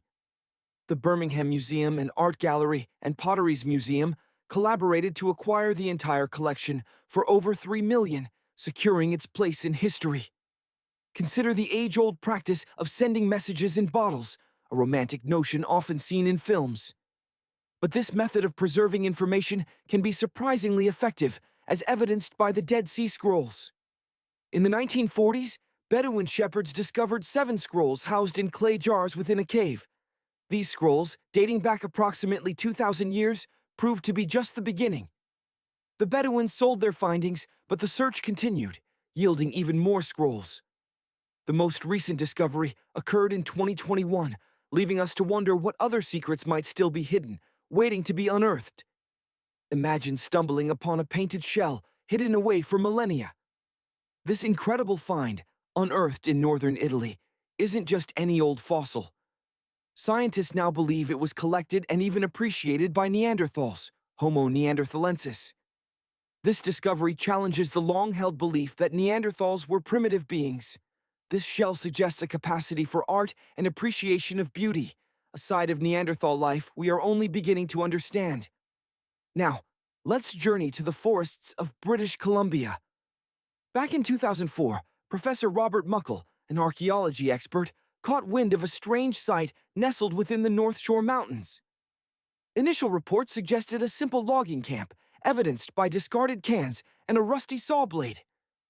But a meticulous excavation, a labor of dedication spanning 14 years, revealed a secret far more intriguing. This wasn't a logging camp at all, but a forgotten Japanese settlement, lost to time. The archaeologists painstakingly unearthed over 1,000 artifacts, delicate white and blue rice bowls, fragments of teapots, elegant pocket watches, sake bottles, and humble buttons. The ceramics sadly were fragile, leaving behind only shattered remnants. Professor Muckle revealed in an interview the discovery of remnants from what appeared to be a bathhouse. Intriguingly, only about 14 houses were found, suggesting a small, perhaps secretive, community. What were they hiding? Human tastes evolve. Fashion changes, homes are remodeled, and technology advances at breakneck speed. Yet one constant remains: our enduring love of food. Imagine the thrill of discovering the very foods enjoyed by our ancestors. Scientists, examining ancient pottery shards from Sicily, made an astonishing discovery: traces of olive oil dating back to around 2000 BCE. Even more remarkable, a lumpy substance found in Egyptian pottery turned out to be cheese, dating back to the 13th century BC. This cheese, estimated to be over 3,000 years old, was undoubtedly bacteria-ridden and far from appetizing. But here's a cool fact. Analysis suggests it was an exquisite cheese, crafted from a blend of cow's milk and either sheep's or goat's milk. And what about bread, that staple of civilizations? Archaeological evidence confirms that bread was indeed one of the first culinary creations. A team unearthed a loaf of bread dating back over 14,400 years. What makes this find truly exceptional is that it predates the agricultural revolution by a staggering 4,000 years. These ancient humans, primarily hunters, somehow mastered the art of bread making long before the dawn of farming. The ancient world continues to surprise. Here's a bonus fact, a little more recent but no less fascinating. It involves the Beatles. In 1966, the Beatles performed their hit song Paperback Writer live on the BBC's Top of the Pops. Tragically, the BBC failed to record the performance, and fans mourned the loss of this historic moment. However, a dedicated fan, David Chandler, secretly filmed the performance with his personal camera. This recording was long forgotten, gathering dust in an attic for decades. Then, in 2019, it was rediscovered. Now, meet Costello, a Brazilian reef octopus, Octopus vulgaris. But Costello isn't just any octopus. Scientists noticed something peculiar. While sleeping, Costello would change colors, make jerky movements, expel water, and even release ink. It appeared he was experiencing nightmares. A study confirmed their suspicions. Costello's sleep behavior mirrored stress and fear, suggesting he was experiencing vivid, perhaps terrifying dreams. Octopuses are known for their remarkable intelligence and sometimes human-like behavior. It's entirely plausible they experience dreams much like we do. Perhaps Costello's dreams are haunted by past traumas, like the loss of a tentacle to a predator before his captivity. This discovery could revolutionize our understanding of intelligence and consciousness in both animals and humans. But the surprises don't end there. It turns out plants can also talk. Imagine, if you will, a world where even the plants are trying to get their voices heard. It turns out scientists have discovered that plants, when under duress, emit ultrasonic clicks. Picture this: tomato plants and tobacco plants in a state of distress. They're producing sounds akin to the popping of bubble wrap, but far beyond the range of human hearing.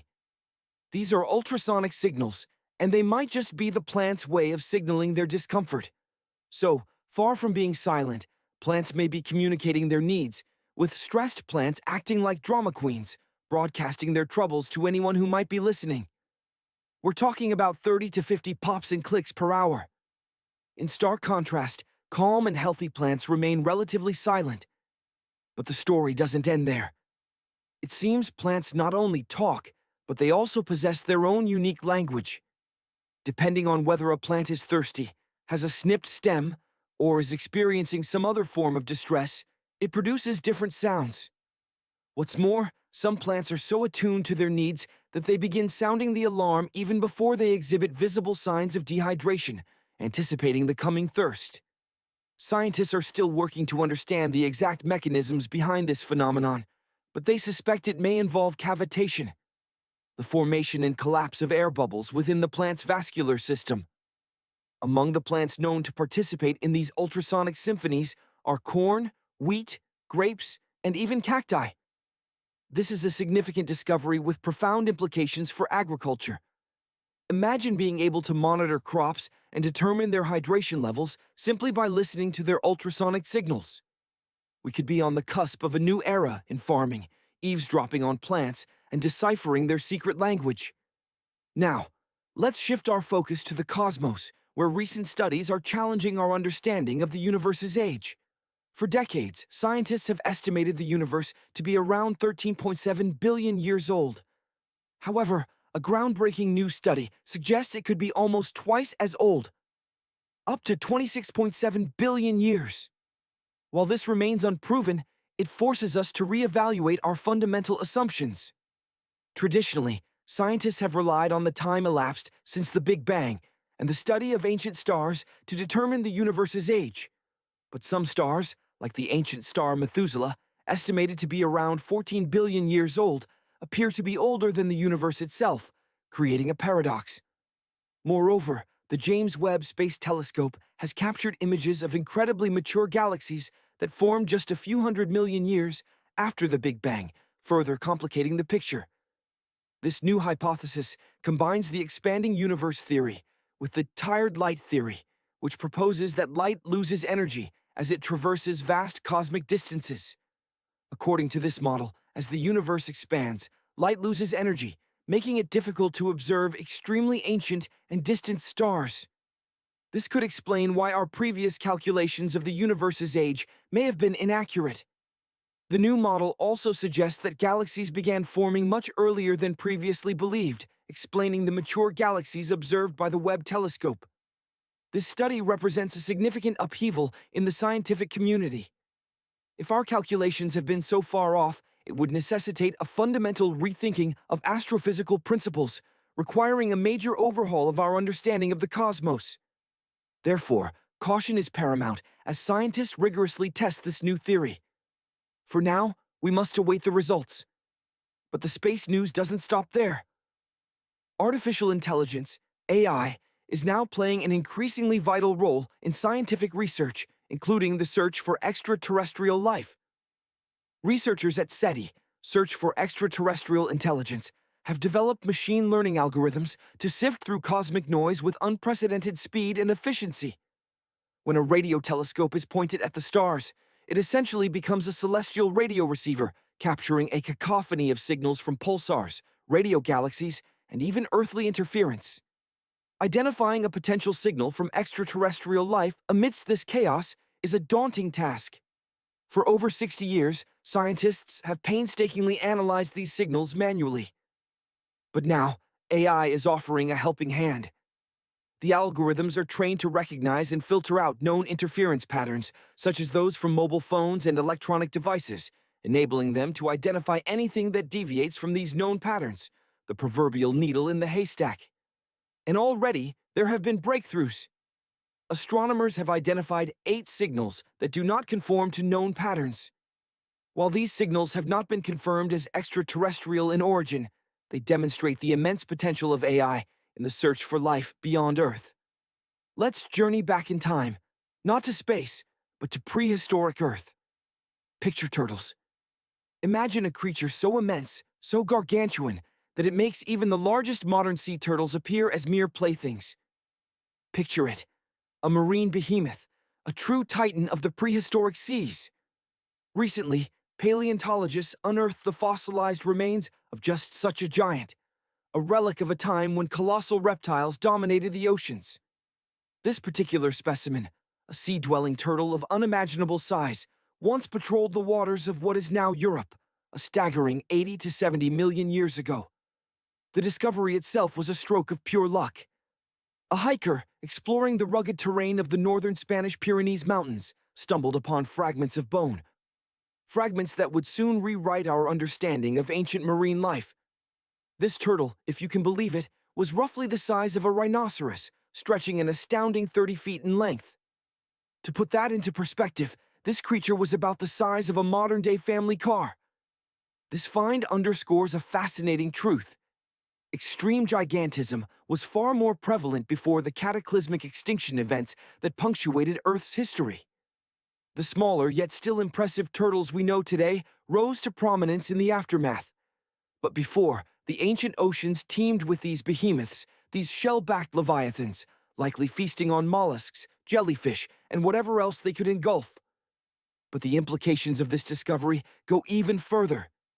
It challenges the long-held assumption that gigantic turtles were exclusive to the waters of North America.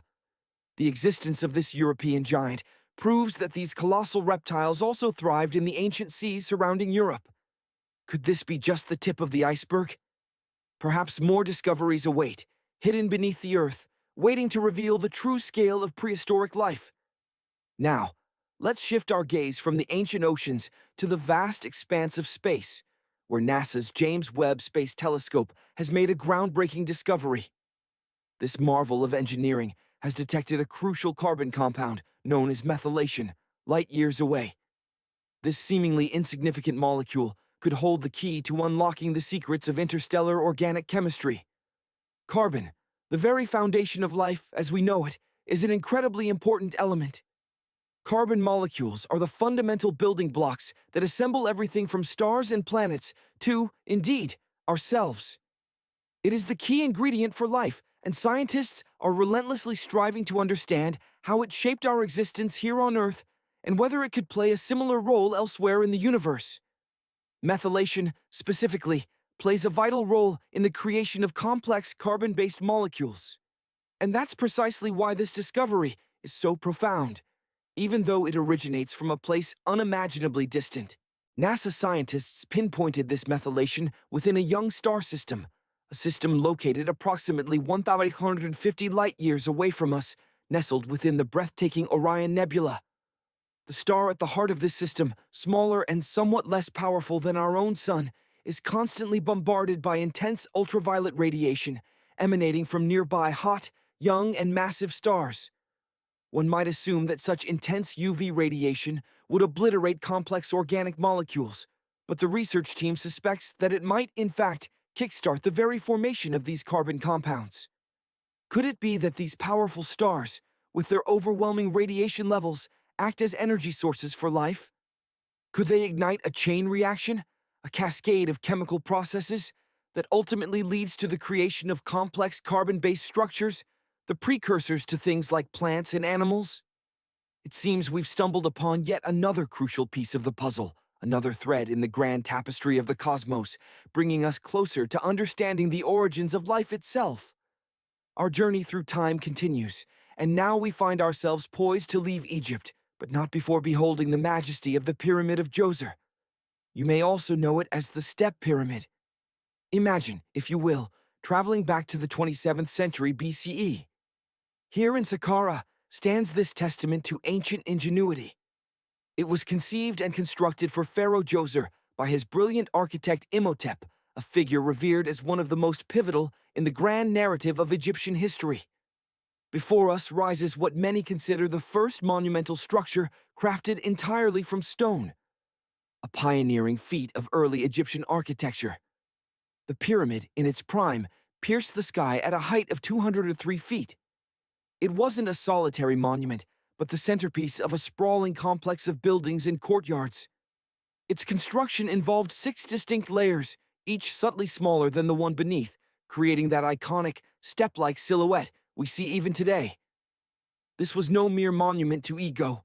The pyramid served as the final resting place for Pharaoh Djoser. It was surrounded by a vast necropolis, a city of the dead, holding the tombs of numerous other significant officials. Imagine the sheer scale of this ancient burial ground. Over the centuries, the Pyramid of Djoser underwent several renovations and expansions. A limestone casing was added, enveloping the original step structure in a smooth, gleaming facade. But time, as it always does, took its toll.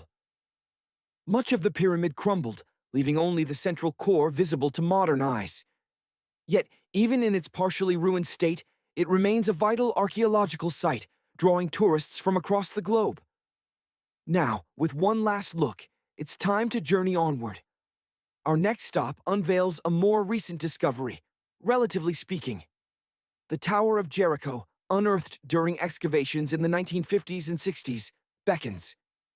This ancient stone tower resides in the city of Jericho, nestled within the West Bank. Similar to Göbekli Tepe, it stakes a claim as one of the most ancient stone structures ever erected, its origins tracing back to approximately 8000 BCE. Picture this: a tower soaring over 28 feet in height, composed of two primary sections, an inner and an outer tower, connected by a series of stairs. The precise function of the Tower of Jericho remains shrouded in mystery, but scholars suspect it served as a defensive fortification or a vigilant watchtower. Perhaps it also held religious significance, given its proximity to a sacred spring. Regardless of its intended purpose, the Tower of Jericho stands as a pivotal archaeological site. It offers priceless insights into the dawn of human civilization. Today, it welcomes visitors, offering a tangible link to our distant past. Now, let's shift gears. Even the streaming giant Netflix has been captivated by the allure of ancient history, as evidenced by a film set in Mohenjo-Daro. This city was a major hub of the Indus Valley Civilization, located in modern-day Pakistan. Mohenjo-Daro was a metropolis of immense scale, one of the largest cities of the ancient world. Its population is estimated to have reached approximately 40,000 towers at its peak. Imagine the bustling streets, the vibrant marketplace.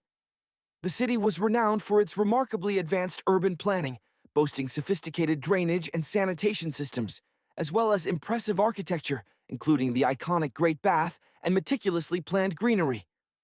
Around 1900 BCE, Mohenjo-Daro was mysteriously abandoned, its secrets buried beneath the sands of time. It wasn't until the 1920s that its ruins were rediscovered, bringing its story back to light. Today, it stands as a UNESCO World Heritage Site, a crucial archaeological treasure trove for understanding ancient South Asian civilization. Our journey continues, taking us to the tiny island nation of Malta, a land steeped in impressive history. Here, on the island of Gozo, we find the Gentija temples. These Neolithic structures lay claim to being among the oldest freestanding buildings in the world, dating back to approximately 3600 to 3200 BCE. The temples comprise two megalithic structures, each featuring multiple rooms and altars. The very name Gentija hints at their imposing scale, meaning giant tower in Maltese. Local lore suggests that only giants could have possessed the strength to erect such colossal structures. These temples are believed to have served as centers for religious practices and stand as significant examples of prehistoric architecture. Their importance was formally recognized in 1980 when they were added to the UNESCO World Heritage List. Finally, our journey nears its end. Our plane touches down in Armenia, where the Temple of Garni awaits. Remarkably well preserved, this temple dates back to the 1st century CE. It was commissioned by King Tiridates I as a dedication to Mithras, the sun deity. Tragically, the temple succumbed to the forces of nature in the 17th century, destroyed by a devastating earthquake, a frequent occurrence in this region.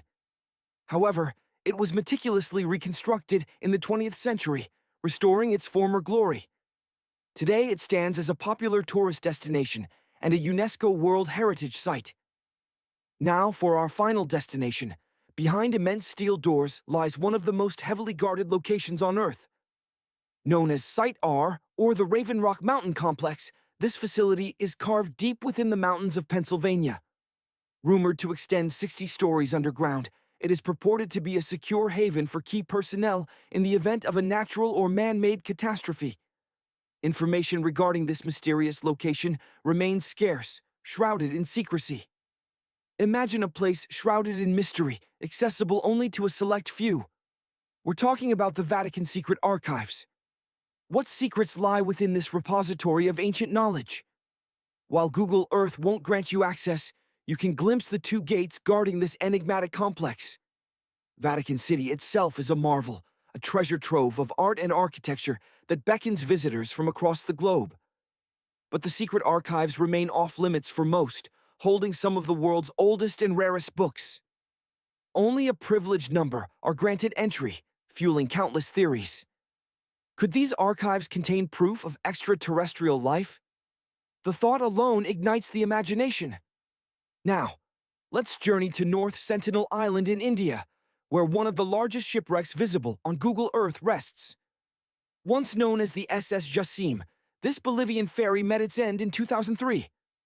The real reason for its isolation isn't the wreck itself, but the island's inhabitants, one of the world's most isolated and fiercely protective tribes. Estimates suggest that between 50 and 400 people call this island home, and they are notoriously unwelcoming to outsiders. Tragically, no one who has attempted contact has survived.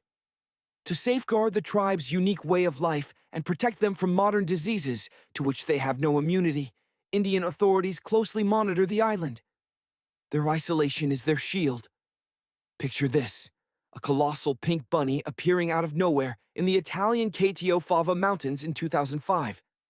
This 200-foot-tall rabbit baffled locals and online explorers alike. Sadly, the giant bunny is no more, but its images still circulate online. Created by Viennese artists, this unusual installation was designed to be climbed, jumped on, and even napped upon. The project aimed to give people a taste of life from a smaller creature's perspective. While it was expected to last until at least 2025, nature had other plans. In a small Japanese village named Nagoro, an artist returned to find her community dwindling as neighbors moved to bigger cities. Overwhelmed by loneliness, she began creating scarecrow-like dolls called Kakashi, placing them throughout her garden. But she didn't stop there. Soon, the entire village became her canvas, populated with dolls engaged in everyday human activities. These dolls are constantly repositioned, yet the artist insists she doesn't touch them. This quirky village, immortalized on Google Maps, is a testament to one woman's creativity and resilience. Have you ever stumbled upon something online that haunts your dreams? A distorted portal discovered via online maps in New Baltimore, New York, did just that. With its eerie buildings and blurred figures, the area spawned countless internet theories. As it turned out, it was simply a technical glitch that rendered the images in a distorted manner. But once seen, these unsettling images are hard to forget. Imagine a miniature world meticulously crafted over decades. A Danish artist embarked on a monumental project from 1944 to 1967, creating a world map using mostly his bare hands and a few tools to move heavy rocks. Gathering stones from the water's edge, he painstakingly recreated the map of the world on the surface of a lake. During winter, he used a sled to transport larger rocks across the ice, placing them with precision. The map includes not only the continents, but also rivers, lakes, and famous landmarks. Have you ever heard of a sea without coasts? Search for the Sargasso Sea in the North Atlantic Ocean. This unique body of water is defined not by land, but by the 4 ocean currents that encircle it. Its name comes from the sargassum seaweed that thrives within its boundaries. Finally, what appears to be fingerprints on a satellite camera lens is actually the Finger Maze, a large fingerprint design located in Hove Park, Brighton, UK. At its center lies a challenging maze. Searching for wildlife on Google Earth can be a time-consuming endeavor, but the discoveries can be truly rewarding. Imagine having the power to explore the world from your screen, witnessing incredible sights. Well, your browser has a neat trick up its sleeve. If you're eager to see hippos wallowing and flamingos strutting in their natural habitat, simply search for "animals from above" on Google. Start scrolling, and a whole new world unfolds.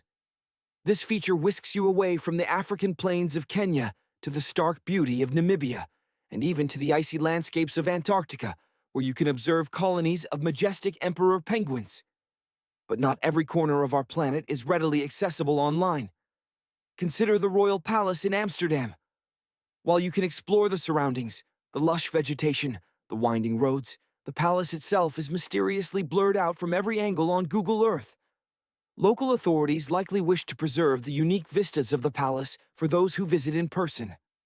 A similar situation exists with the Tantaco National Park in Chile. This privately owned nature reserve can only be viewed from a distance on Google Maps. As you zoom in, the feature abruptly cuts off. Speculation suggests this might be due to the presence of endangered species within the reserve, requiring extreme protective measures. Ever notice how a certain famous fried chicken chain obscures its Colonel logo on Google Maps? The online map employs algorithms designed to detect and blur human faces, and sometimes its accuracy is a little off. Then there's the chilling tale of Snake Island, officially known as Ilha da Queimada Grande. Brazilian authorities have forbidden human visitation for very good reason. Located off the coast of Sao Paulo, Brazil, this island is rumored to be home to over 4,000 snakes, including some of the most venomous reptiles on Earth. If that's not unsettling enough, some possess venom so potent that a single drop can cause severe, permanent tissue damage.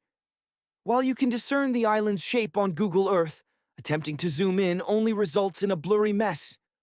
But Google Earth offers another fascinating feature: a form of time travel. While you can't rewrite history or ace that missed exam, you can view historical imagery of certain locations. Look for a small clock icon in the upper left corner of the screen. If visible, it allows you to scroll back through available years. You can also activate the sunlight feature to observe how sunlight impacts the Earth at different times. Now, let's journey to Hierapolis, Turkey, to a place where a simple stroll through a stone doorway could be your last. In ancient times, this location was believed to be a portal to the underworld. Romans conducted strange experiments, leading perfectly healthy bulls through the doorway, only to witness them collapse and die within minutes, seemingly struck down by an invisible force. Yet, remarkably, humans could walk in and out unharmed. Recent studies suggest an explanation, and it revolves around height. The gate, known as Plutonium, after Pluto, the god of the underworld, leads to a small, 32-square-foot cave. The real danger lies beneath. Hierapolis sits on a geologically active zone, riddled with cracks that constantly emit volcanic carbon dioxide, rising as a visible mist. During the day, the sun disperses the gas. But at night, it settles, forming a deadly carbon dioxide lake on the sheltered arena floor. Come dawn, you'd better be gone. The concentration of carbon dioxide about 15 inches above the arena floor can reach a staggering 35%, enough to suffocate birds, bulls, and even humans within minutes. The Romans, however, unknowingly benefited from their height. Carbon dioxide concentration decreases rapidly with altitude, allowing the taller handlers to escape while their animals perished. Finally, consider the Pangar Fort in India. Located approximately 146 miles from Delhi, this 16th-century fort is notorious as one of India's most haunted locations. During daylight hours, visitors throng through the main gate of this once grand fort city, exploring the ruins of temples and palaces. But a prominent sign at the entrance ominously warns that access is strictly prohibited after dark. Locals claim that at night, the fort echoes with the screams and cries of women, accompanied by unsettling sounds.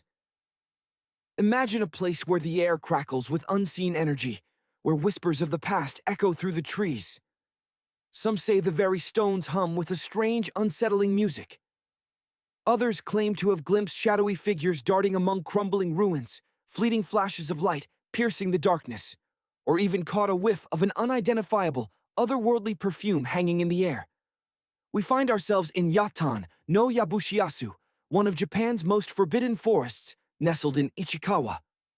The force, as it's known, is surprisingly small, barely more than 40 square yards, a dense thicket of Mosu bamboo. Its proximity to a modern parking lot and surrounding buildings might lull you into a false sense of security. But appearances can be deceiving. For centuries, since at least the 1800s, Legend has held that anyone who dares to venture into this forest is doomed to vanish, never to be seen again. A stark warning sign greets visitors, outlining the forest's ominous history and the curse believed to cling to it. Some whisper of the restless spirit of an ancient samurai lord, forever pacing within its depths. Other tales speak of a bottomless pit hidden within the forest's heart, filled with poisonous gases. Whether fact or folklore, the area is now encircled by imposing stone walls, and entry remains strictly forbidden. Now, let's journey across the ocean to Connecticut, to a valley known as Dark Entry Forest. Here lies Dudleytown, a place you definitely shouldn't enter. The land has been private property since the 1920s, but more than that, it's infamous as one of the most haunted locations on Earth.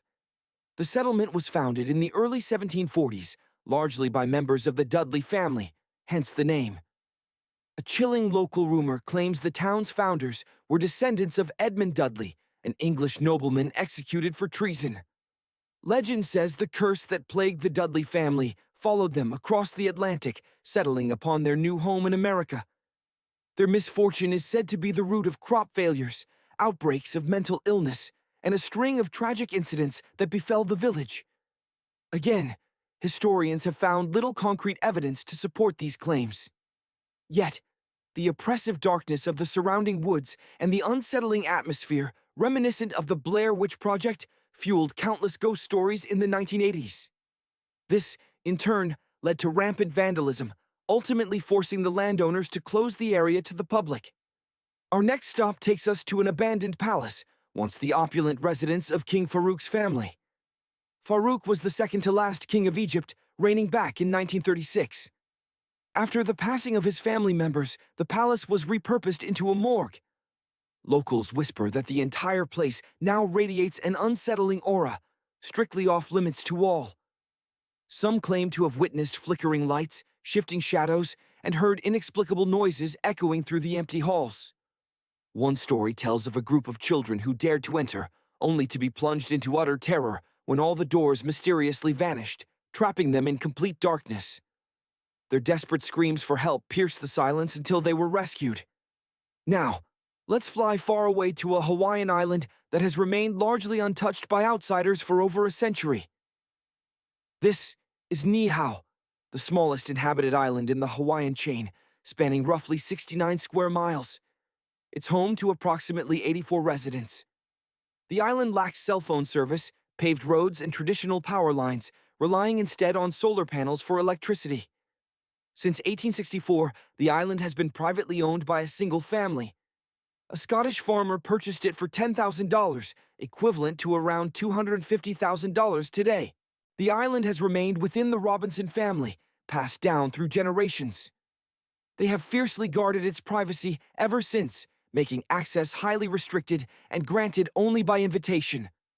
Finally, let's descend beneath the surface of Europe to the Hestdalen tunnels. This labyrinthine network of approximately 2,000 mysterious underground passageways is primarily located in Central Europe, particularly in Austria and Bavaria. These tunnels are typically narrow and cramped, often barely wide enough for a single person to squeeze through. They are believed to date back to the Middle Ages, perhaps as early as the 12th century. The true enigma of these tunnels lies in their purpose. Despite extensive research, no one can definitively explain why they were built. One theory suggests they were used for storage, but the fact that many are below the water table and prone to flooding makes this seem unlikely. The tunnels feature extremely tight, almost claustrophobic sections and sudden drops, rendering them impractical for straightforward uses such as escape routes, hiding places, or even spiritual retreats.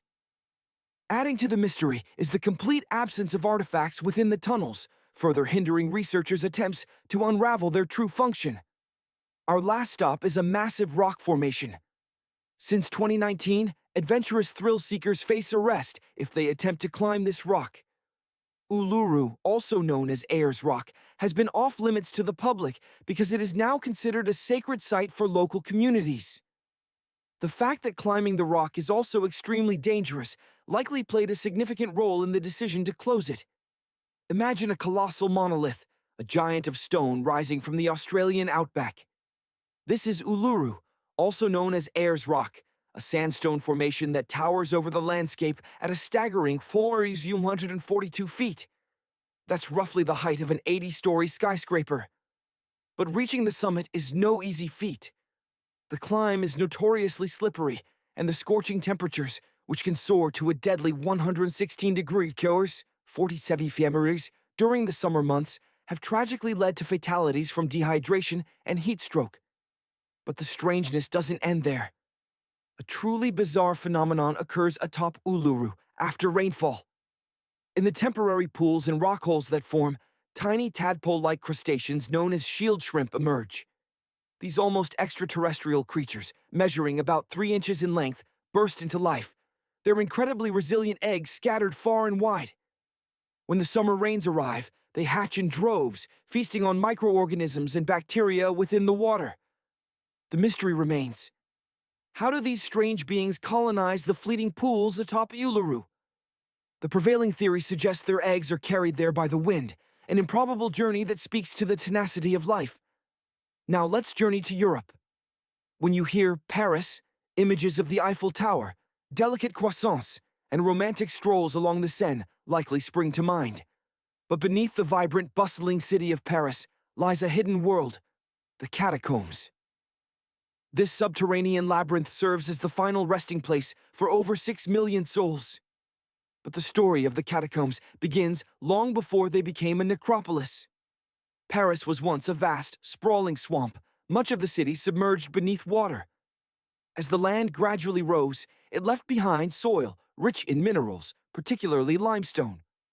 From around the 14th century, the Parisians began extracting this limestone, digging extensive underground mines to fuel the city's growth. These mines were carefully constructed, dug horizontally to prevent collapse under the immense weight of the earth above. Most of these early mining operations were concentrated on the right bank of the Seine. As Paris expanded beyond its ancient city walls, a dangerous problem emerged. The city began to build directly above these abandoned tunnels. The result was catastrophic. In 1774, a road in the suburbs collapsed, plunging 100 feet into the earth. Faced with growing safety concerns, city officials made the decision to abandon the mines. The quarries were inspected, and some tunnels were reinforced in an attempt to prevent future disasters. But the bones, they came later, a consequence of another crisis facing the rapidly growing city.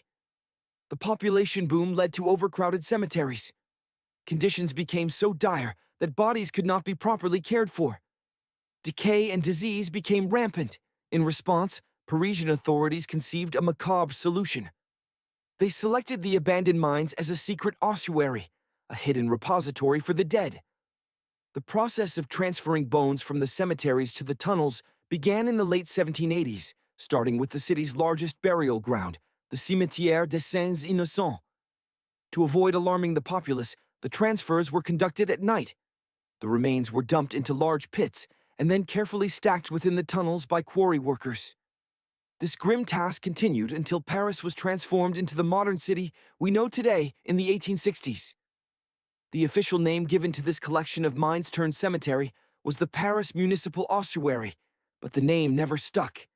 Instead, the tunnels became universally known as the catacombs. Even while bones were still being added to the collection, officials decided to open the catacombs to the public in 1809. Early tourists were required to make appointments and sign a guest book. Over time, the catacombs attracted a series of famous visitors, including the future King Charles X, Austrian Emperor Francis I, and Napoleon III. Today, the catacombs, also known as the Ossuary of Denfert Rochereau, have become a major tourist attraction, drawing nearly 500,000 visitors each year. What draws them in? Beyond the chilling history, the catacombs are also considered one of the most haunted places on Earth, shrouded in unsolved mysteries.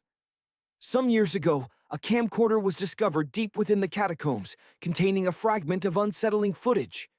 The video, featured in a documentary, shows a man exploring the tunnels alone.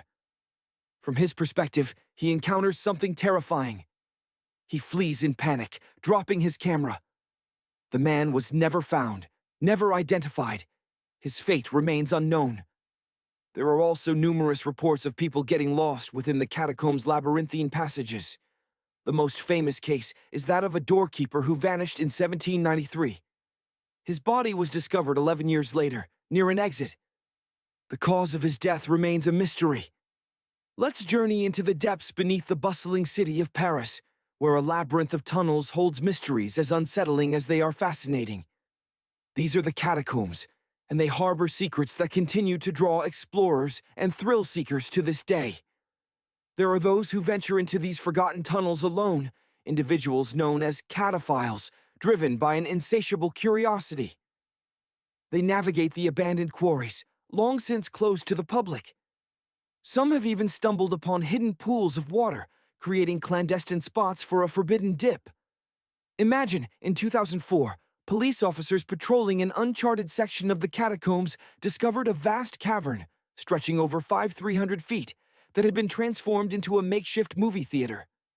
A screen, projection equipment, a collection of classic films, and even chairs were meticulously arranged. Nearby, they found what resembled a restaurant, complete with 3 telephone lines and, incredibly, electricity. This discovery suggested that a group of people had been secretly residing there or visiting regularly. However, when the police returned 3 days later with experts to trace the source of the electricity, they found the wires had been severed. All that remained was a cryptic note: "Do not try to find us." Such intrepid enthusiasts have existed throughout history. Once, a Parisian farmer, exploring the catacombs, discovered button mushrooms growing in abundance. Recognizing an opportunity, he established mushroom farms within the tunnels, even obtaining official permission to do so. By 1950, nearly 100 farmers were cultivating mushrooms in this subterranean world. But the catacombs also hold a darker allure, fueled by chilling legends. It is said that at midnight, disembodied voices echo through the tunnels, luring unsuspecting individuals deeper into the labyrinth until they become hopelessly lost. While concrete evidence remains elusive, the mere thought of such an encounter sends shivers down the spine. Today, for safety reasons, only a small fraction, less than 2 miles, of the catacombs' vast network, stretching over 200 miles, is open to the public for guided tours. Yet, even this limited glimpse, a mere hour-long journey, offers a captivating experience. Solo exploration is strongly discouraged, as the risk of getting lost is very real. In 2017, 2 teenagers who entered the catacombs through a secret passage were found 3 days later, suffering from hypothermia. The tunnels, perpetually damp and ancient, maintain an average temperature of 59 to 15 . Even the entrance can be daunting. To descend, visitors must navigate a winding staircase that plunges more than 65 feet below the surface. Initially, one finds themselves in a brightly lit room, filled with informative displays. But as you venture deeper, an unsettling silence descends. You pass through a chilling entrance, marked with a stark inscription in French. "Arrête, c'est ici l'Empire de la Mort." Stop, this is the Empire of Death. Not exactly a welcoming greeting, and a testament to the catacombs' haunted reputation. As you delve further, the sounds of the world above gradually fade, replaced by the profound silence of the earth. The bones themselves are arranged with a macabre artistry, meticulously placed in patterns. This was the vision of a former overseer who transformed the ossuary into an underground museum, complete with columns, plaques, altars, and strangely shaped formations that some interpret as art. While popular year-round, the catacombs draw particularly large crowds during Halloween. Special parties and events are often organized nearby. Perhaps the most unusual offering came from Airbnb, which once allowed 2 guests to spend Halloween night in the catacombs. They were provided with a bed and breakfast, and upon arrival were regaled with tales of the catacombs' history, ensuring they went to sleep fully aware that they were slumbering among the remains of 6 million souls. Now let's shift our gaze to a formation that might unsettle even the bravest souls. Forget your squeamishness for a moment. Imagine a colossal hill, riddled with what appears to be countless blackheads and blemishes. If you're a fan of popping pimples, this might trigger an unusual urge. But this is no skin condition. It's a natural landform located in Garb, Sudan. Knowing this perhaps makes it all the more creepy, because it looks like the crack in the middle is swallowing up everything around it. This brings to mind our next stop, Bosto Island. This enigmatic location is a 59-acre coral atoll situated in the southwestern Pacific Ocean, approximately 400 miles northwest of Tahiti. If you examine it on Google Earth today, you'll notice it appears to be completely blacked out, giving rise to a multitude of wild theories. Some claim it's a top-secret military base, while others speculate it's a fictional island straight out of the television series Lost. However, the reality is far simpler. The dark patch is simply a dense forest of Pisonia trees. Because the island is uninhabited and rarely visited, its natural state remains undisturbed. Venture into the unexplored corners of our planet, places where human hands have barely touched the landscape. Imagine a colossal star-shaped formation etched into the earth, a mandala, as some call it, lying just outside Beatty, Nevada. This enigmatic symbol has ignited a firestorm of speculation online. Could it be a message? Is it evidence of extraterrestrial visitation? The questions swirl. Adding fuel to the fire, this strange site sits in close proximity to the Tonopah Test Range, better known as the infamous Area 51. Despite the eerie vibes, the truth is likely far more mundane. It's probably just another example of the thousands of crop circles that have risen to prominence since the advent of Google Earth. Now, let's shift our gaze to another spiral formation, also nestled within the Nevada desert. At first glance, it appears to be another unsettling crop circle, but engage the street view function, and a closer inspection reveals a fascinating detail. The spiral is meticulously crafted from carefully arranged rocks.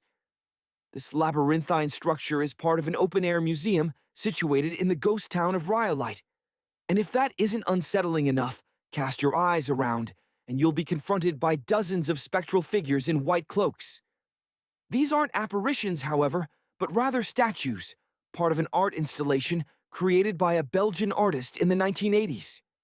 Even more perplexing than a solitary circle is stumbling upon a multitude of them. Our next destination, in Wyoming, is riddled with these peculiar circular structures, so numerous that counting them becomes a challenge.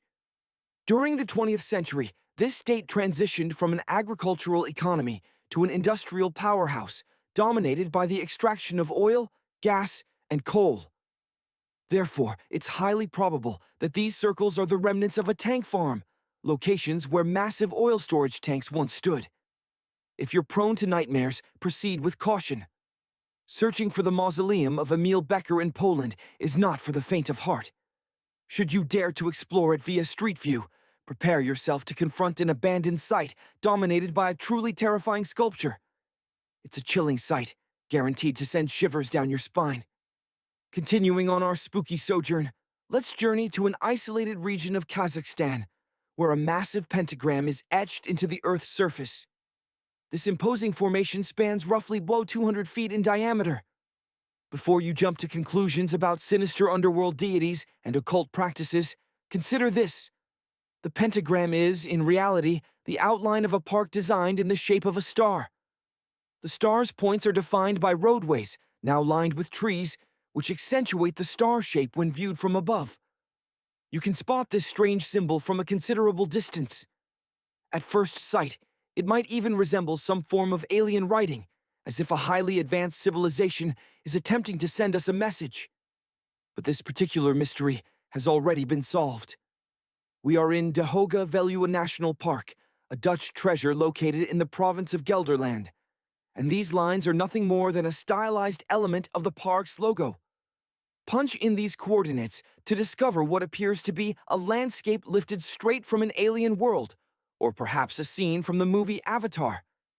This location, nestled in Inner Mongolia, China, is believed to be a granite mine. However, the reason for its striking blue hue on Google Earth remains something of a mystery. If you consult Microsoft Bing Maps, for instance, the same location appears in a far more natural tone. Deep within the Australian outback lies a colossal geoglyph known as the Marie Man. Discovered in the late 1990s, it seems to depict an indigenous Australian man hunting with a boomerang or a stick. This gigantic figure stretches for more than 2 miles in length and approximately 1.6 miles in width. Deep furrows carved into the ground contribute to the complexity of its creation and its origins. Despite numerous attempts to decipher its purpose, the Marry Man remains an enigma. Behold Desert Breath, an extraordinary formation located in the Sahara Desert. Like many of the sites featured in this journey, Desert Breath has fueled speculation about extraterrestrial involvement. However, a quick search online dispels the mystery. It is, in fact, an art installation created by a team of 3 Greek artists back in 1997. They undertook a massive project, moving a staggering 280,000 square feet of sand, and even creating a large pool at its center. Egypt continues to hold countless secrets, and you can embark on your own explorations using Google Earth.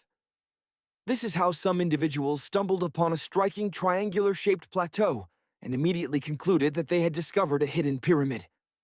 However, experts were quick to temper their enthusiasm. They assert that there is no credible reason for a pyramid to exist in this area, situated 8 miles west of the Nile Valley edge in Upper Egypt. This discovery is most likely simply a hill that has undergone the effects of erosion, coupled with a healthy dose of wishful thinking.